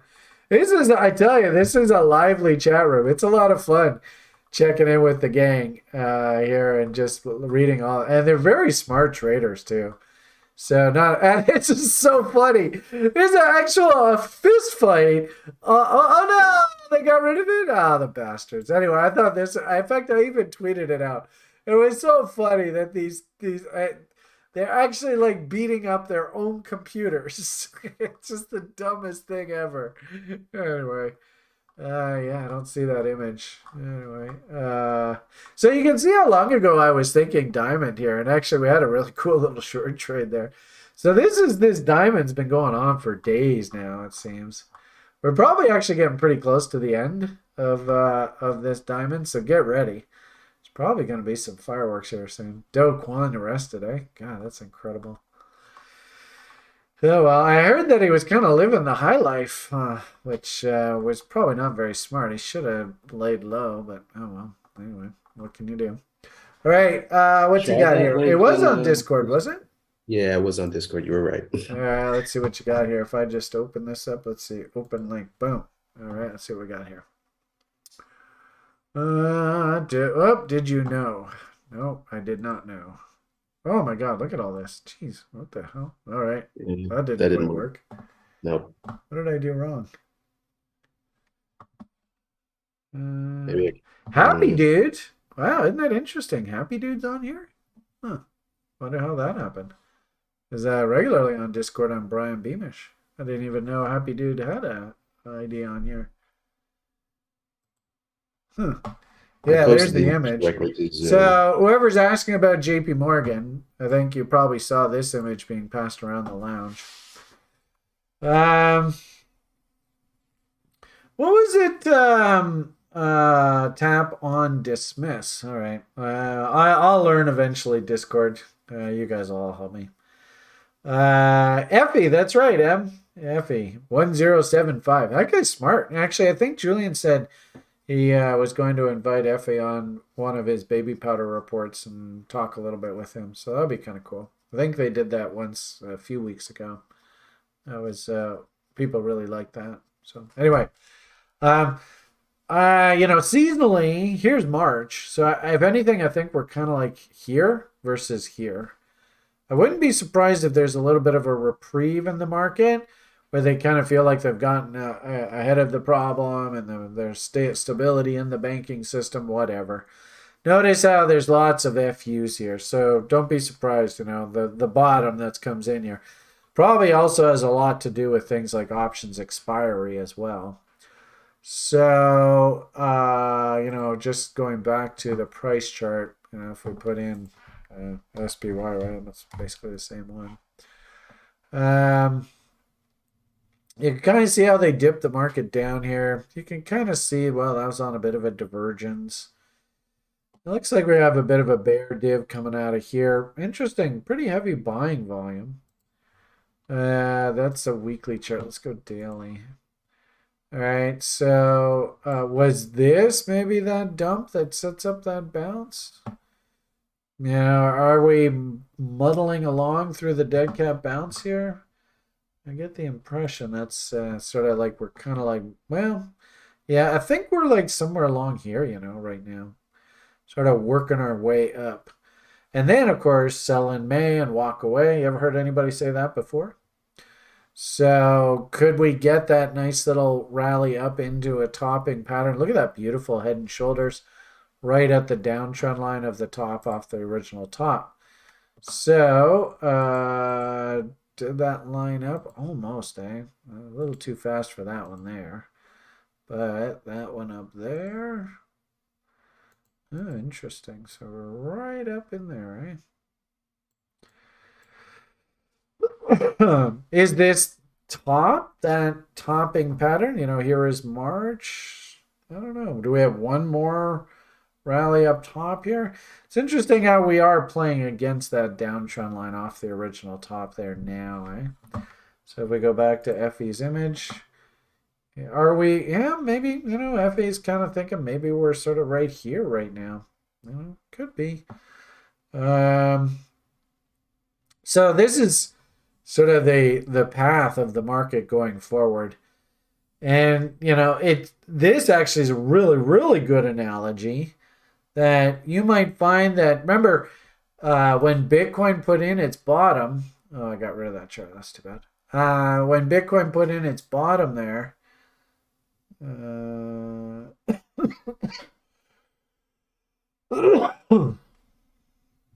this it?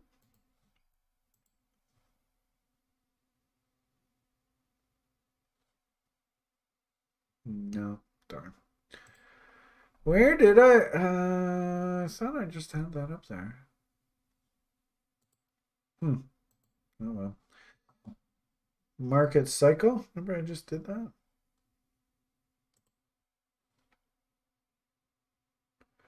BTC.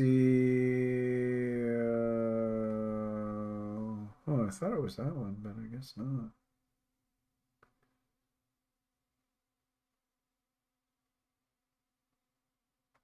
Yeah, I think it's this one here. Maybe. Let's see. Survey says no. This is a different one. So actually, interesting enough, we are in that. This is an interesting study. Same sort of idea. The bottoming window usually comes in on this orange line. So here is that orange line. Interesting. Look how similar those bottoms are. Rally away. This particular case, we went all the way up to 61.8. I mean, we might do that. We might rally all the way right back up to 61.8. That's that level there. But notice that there was a big dump here that brought us basically right back against the lows. That's kind of what I'm thinking here. So what happened? Like what was the reason for this dump? Did it have anything to do with Bitcoin whatsoever? And the answer was no, it had nothing to do with Bitcoin at all. And that's kind of what I'm seeing happening here with this kind of conversation.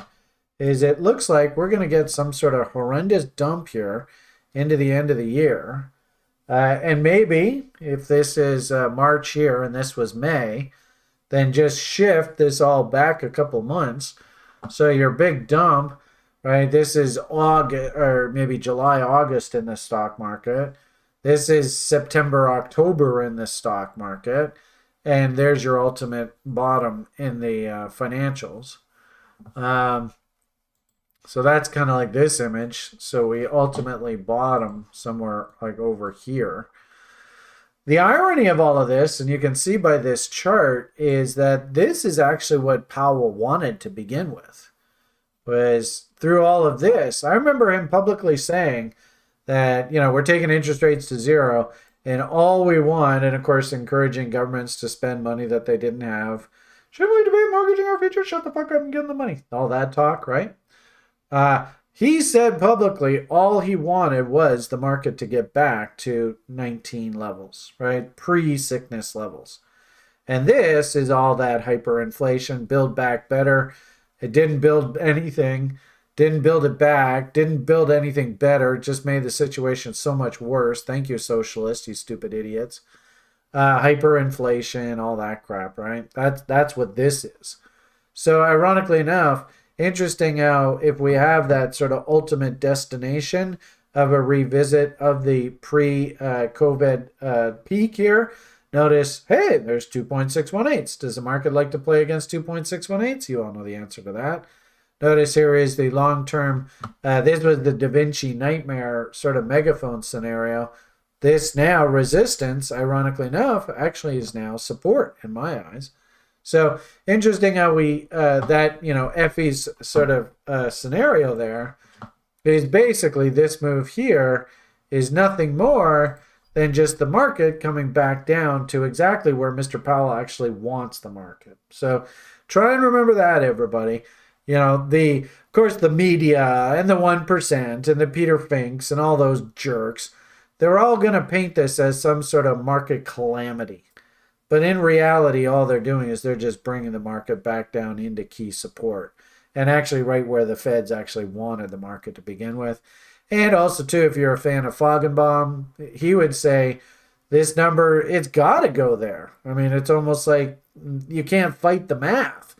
Now, if we really fall apart and your JP Morgan scenario comes apart, and I love the idea that, interestingly enough, notice how they've changed the conversation. Mr. JP Morgan himself was starting to be implicated in the whole Epstein fiasco. I don't know whether you guys saw that.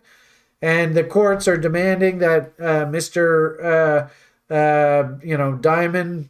Diamond, Joey Diamond, I think his name is, reveal all of his personal notes and diaries and anything with regard to Mr. Epstein. And then all of a sudden, look, this whole banking crisis just popped up out of nowhere. And now my hunch is that conveniently those kind of conversations are going to sort of slip by the wayside and people are going to casually forget about all this Epstein stuff. I would say that if he is sort of held to task over Epstein stuff, then yeah, that could be a catalyst to wipe JP Morgan out. Like, I might argue that JP Morgan now is really a story about Joey Diamond more than it's a story about JP Morgan. And interestingly enough, I mean, we all know gaps like to be filled in. Do these gaps get filled in because of a lack of confidence in Joey and the fact that he might actually face criminal charges, conspiracy, Me Too, all that kind of stuff, which I think, if he is guilty, then, he should be brought to court.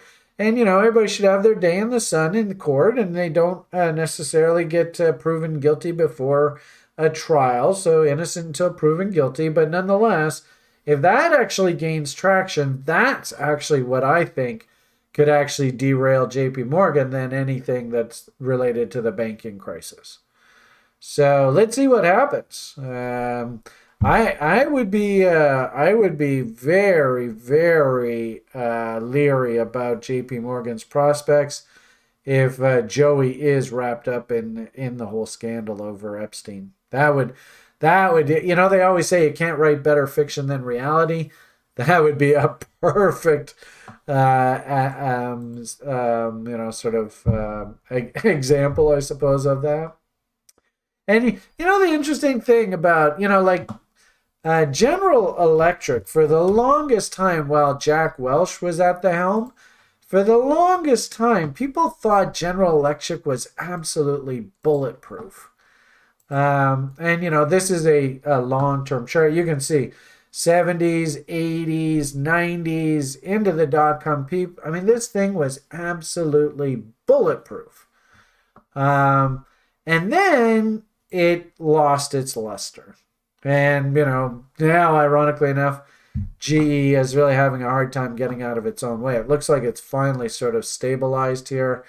And maybe this is interesting, David O, if you're looking at this. This actually looks like an Adam and a Steve. So we often joke about Adam, and you can't call this Eve because Eve has a very symmetrical bottom. So this is kind of like maybe it's Adam and Olga. And Olga unfortunately took a poop in her pants, or she has kind of a lumpy butt, I suppose, like me. Or it's Steve, right? And of course, Steve's got a bit of a bulge. So, anyway, interesting chart, and it's interesting also too that I mean, this is a total side conversation, but nobody talks about General Electric anymore. But we could probably even do things like foggy buggies. Yeah. Interesting. So 2.618 is basically a revisit of this original top here. 4.669 is a revisit of that top. And 877 is a breakout to new highs. Isn't that interesting how that all lines up? Anyway. Maybe JP Morgan and the banks have to go through the same thing. Because you can make the argument over the past 10, 20 years that especially under Joey's leadership, this thing's been basically bulletproof. I mean, you might even argue through the 2008 financial crisis, there really was no crisis here. And interesting enough, if we do chaos, interesting to see where this actually tells us price should have gone. Boom. All right, well, that kind of makes sense. 2.618's trying to get up into 4.669s. Is this thing done? Maybe it's not even done yet. Anyway, maybe it's high time that this thing goes quiet for a few years. I mean, you can see this is through the dot-com boom and coming out the other side. Big hurry up and do nothing. This is actually interesting. So this is the savings and loan crisis coming out the other side. Could we use a nice sort of banking, lack of confidence in the banking sector, clean this thing up a little bit, bring it back, like long-term trend line kind of stuff? Seems logical. Doesn't seem unrealistic. So that would be sort of into here. So we're sitting 124. You could easily see this thing come back to $65 a share. But as I said, I kind of like the idea of that happening because of a lack of confidence in Joey's leadership and him maybe even being brought down over this whole Epstein stuff. Versus it getting sucked into the banking crisis. Because I think to all intents and purposes, these guys basically own the Fed. And, why was SVB bailed out there? I mean, I hate to say it, but we all know who basically owns and operates the U.S. Treasury. Don't kid yourself, folks. I mean, it is as plain as day. So, what a surprise when we found out that the biggest creditor at this SVB, lo and behold, was a subsidiary of Goldman Sachs. And so as a result, and I actually pointed it out, that, the fact that, Circle was on the hook for a good $3 or $4 billion, there was no way in hell that Goldman was going to bite that bullet. So a number one depositor. So that's owned by Goldman Sachs. So what a big surprise. All depositors are going to be made whole. If this was not here, my hunch is they would have let this thing fail. And you even hear Granny, we're going to monitor each situation and do a case by case decision. Well, yeah, exactly, because there's no fucking way Goldman was going to let that happen. So don't be surprised if you see other banks, like they nationalized some bank that was like basically political cronyism. And that's what this guy, the bank that Bernie Frank, I think his name is, the guy who's part of Frank Dodd legislation. That guy. He was part of that bank's directorship, and he's like, "What the hell's going on here? There was no crisis at my bank. What are you doing?" Well, but it was loosely associated with crypto, so as a result, see ya. So, I swear, I thank heavens, if anything, we are such small fish, because if you're a large fish in this pond, oh my God. These people are evil. They're just outright evil. If I was actually any serious threat to these guys, they would have offed me years ago. But I'm just a small schmuck in a very, very large pond. It's probably best that I stay that way. Anyway. All right. So I hope that helps answer that question. And of course, everybody's entitled to an opinion. So just because I have an opinion, that doesn't make me right or wrong. But you just asked me, and that's my opinion. That the only reason why SVB was bailed out was because Circle, aka Goldman Sachs, had a very, very large interest there and needed to make sure that their interest was met.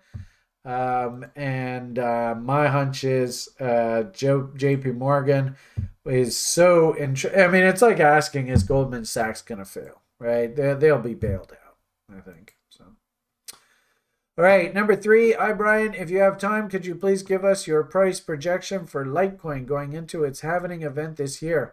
I was hoping it would hit at least 200, but so far it's stalled around 90. Have you watched Ben's analysis from our weekly show? So I gotta tell you, man, Ben that was so cool, the way that he traded that. So impressed with Ben. I tell you, TRI builds some pretty damn good traders. So why the hell are we gonna do this? Did I get rid of all my crypto lists? I hate when it does that. Yeah, it looks like it. All right.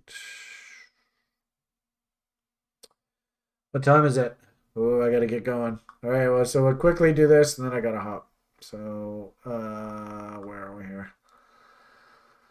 What is it called? Crypto. There it is. Crypto community ideas. Litecoin. Tastes great. So I started a weekly chart. Just try and make this nice and simple. I don't see any reason to look for stallages just yet. Yeah, a little bit of divs there on MACD. Boom.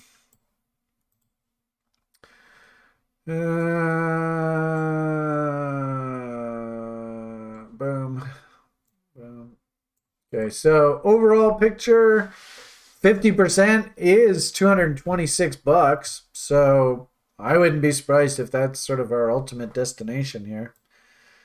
It's a double bottom working. So we could probably do Foggenbaums off of these lows. So there up to there. So not a big surprise. We stalled out basically right at 2.618 here. Really shouldn't surprise anybody. The fact that we came down, we kissed 100% nicely. Wyckoff check. Remember we said Benkoff check. And Ben actually stepped in on the buy side off of that. Sick level. Way to go, dude. So fucking awesome. Beautiful trade. That's like, remember that Kevin guy we used to have on the site, Kavarkinator, and he did like a similar type trade on Bitcoin last cycle. Market dumped down into, if we go reload zone, boom, right? Yeah, perfect. Look at that. 78.6 original market structure. Work your bid down here. You get handed a gift. So that strategy, I mean, we call this a shark setup on TRI. Beautiful. So I don't really see anything changing here. The fact that we did bounce off of this 100 level is actually got to be encouraging. If we had punched through this and gone down to new lows, then I might think that this pattern is broken. Still think that's working. Cute little W. So just in the short term, where is this thing projecting? Boom. So looks like first stop's going to be a test of the previous highs. What a big surprise. Not really. Second fog and bomb is a test of these highs. Makes perfect sense. So let's go back to our weekly chart.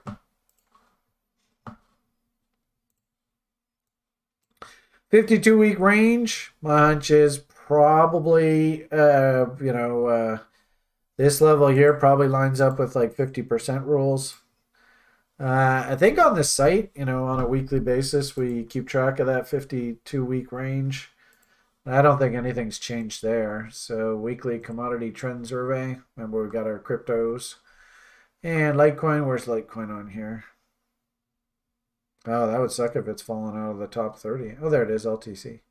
Yeah, so 52-week high is 133.96. So we're actually coming up to 50% levels. We're only about $3 away from that 52-week range 50% level. So that's, I guess, what's this high? 290. That's right up in here. So I guess there to there. And then 50% level, so that's up in that area. So actually you can make the argument we've already hit the 52-week 50% level, which if anything is good, because what that should say then is if we do actually get market structure on the other side of this 50% level bounce, we got ourselves a trending market. So if anything, you know what? Like I said, I love Ben's trade there. That was just brilliant. Inside bar reversal. So we had a big bull run.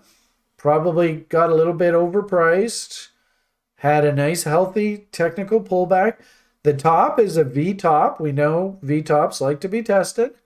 Off the daily chart, this started making W's here. Interesting when we do our fog and bombs. Saying, yep, a test is going to happen here against this high. I suppose if Bitcoin breaks out to the upside, this thing will head along with it. Moving averages are still pointing up. And now I suppose if we do break out of this huge pattern, so fingers crossed, we go and bust your 2.618, then we can start thinking, whoa, hello, 170 beans right up against... I guess that's right in there, right up against these highs here. 38.2 is $182. Got a couple foggies to work with up here. So I really don't like that, or really don't mind that thinking at all. And at any given point in time, you should expect a 38.2 bounce. You're calling for 200. I mean, I don't see any reason why if we do bounce, then we don't bounce like into that area, right? Collins dump chaser zone. Got some fibs, foggy buggies. Ironically enough, that's a V top. At some point, we should test that high. So I would still be looking for up, and if anything, if you missed the original trade off the bottom, you had just an absolutely killer stink bid level there. And then you actually got a nice little inside bar, Harami bar, above moving average support as a momentum trade there as well, right? You could even probably drill down to like, I don't know, let's say a 4-hour chart. And there's probably some sort of bot set up here. Yeah, so if we go there to there, there's a few of these, but anyway, there's the first one. So I did 33, but no more than 66. Didn't really set up a trade very well, but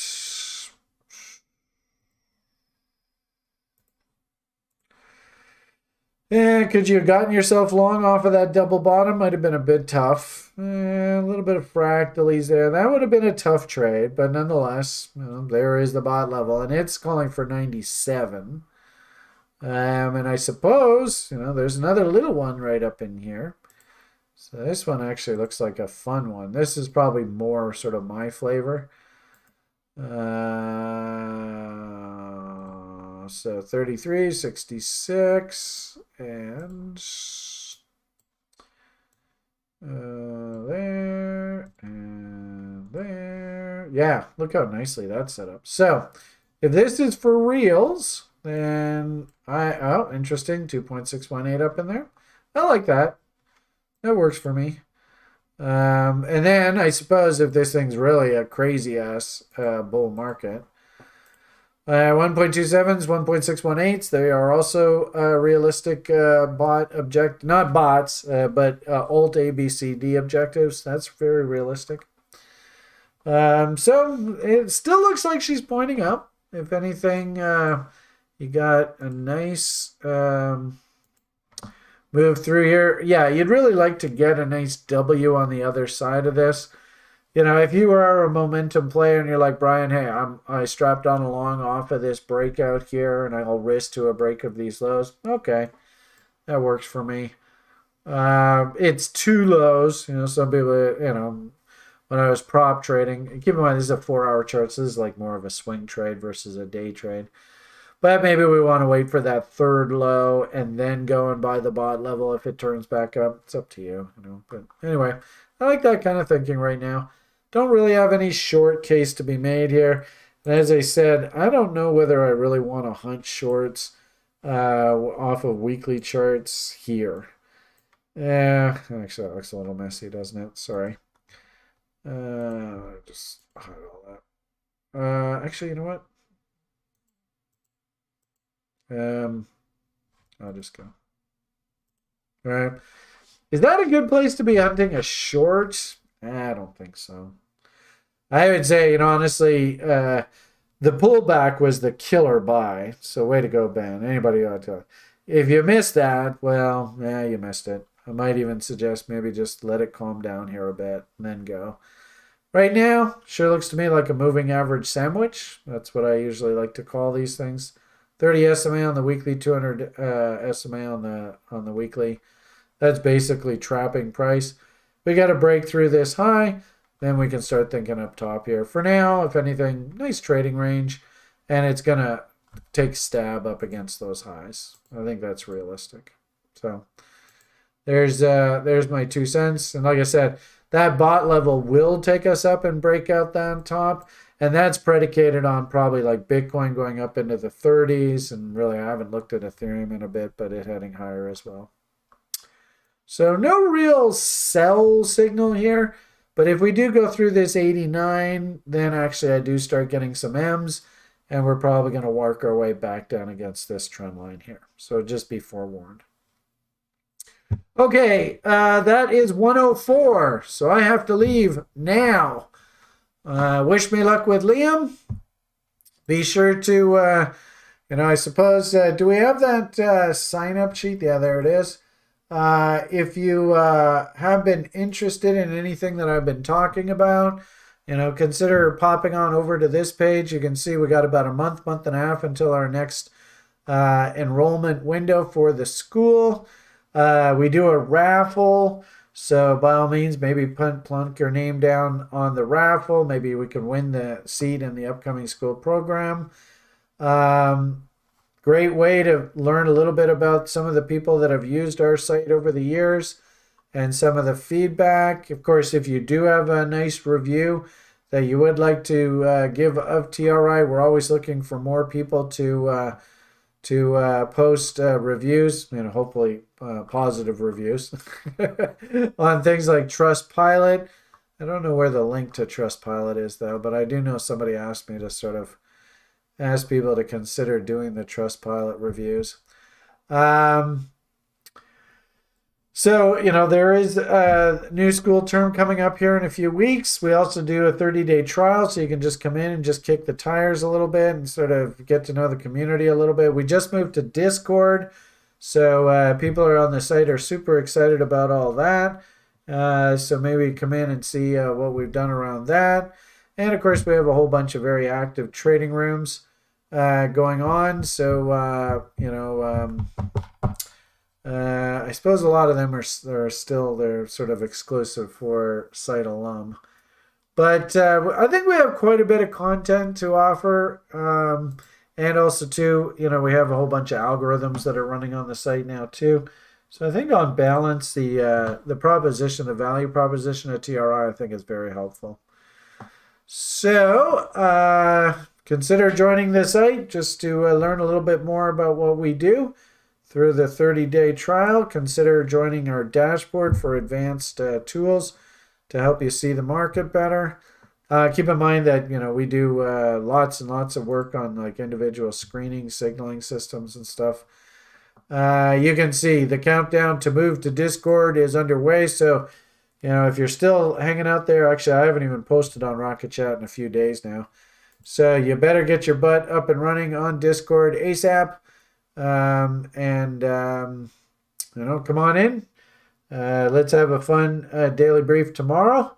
And I would even suggest, even the 30-day trial, just come and listen to what Zach said on Friday. I'm sure you'll be blown away by his presentation. So if you are interested in options and option spreads, wow, Zach is the man. All right. Okay, I think I'm going to leave it all at that. Chris, is there anything else I was supposed to say that I forgot to say? I think we've covered all of the basis. There is also the TRI Spring Boot Camp, which we had a meeting on the weekend. Not really a heck of a lot of interest in the boot camp right now. We have about, I guess, I think there's 2 seats that need to be filled. If you are interested in that boot camp, we were kicking around the idea of doing one this spring, but we need to know by the end of this week.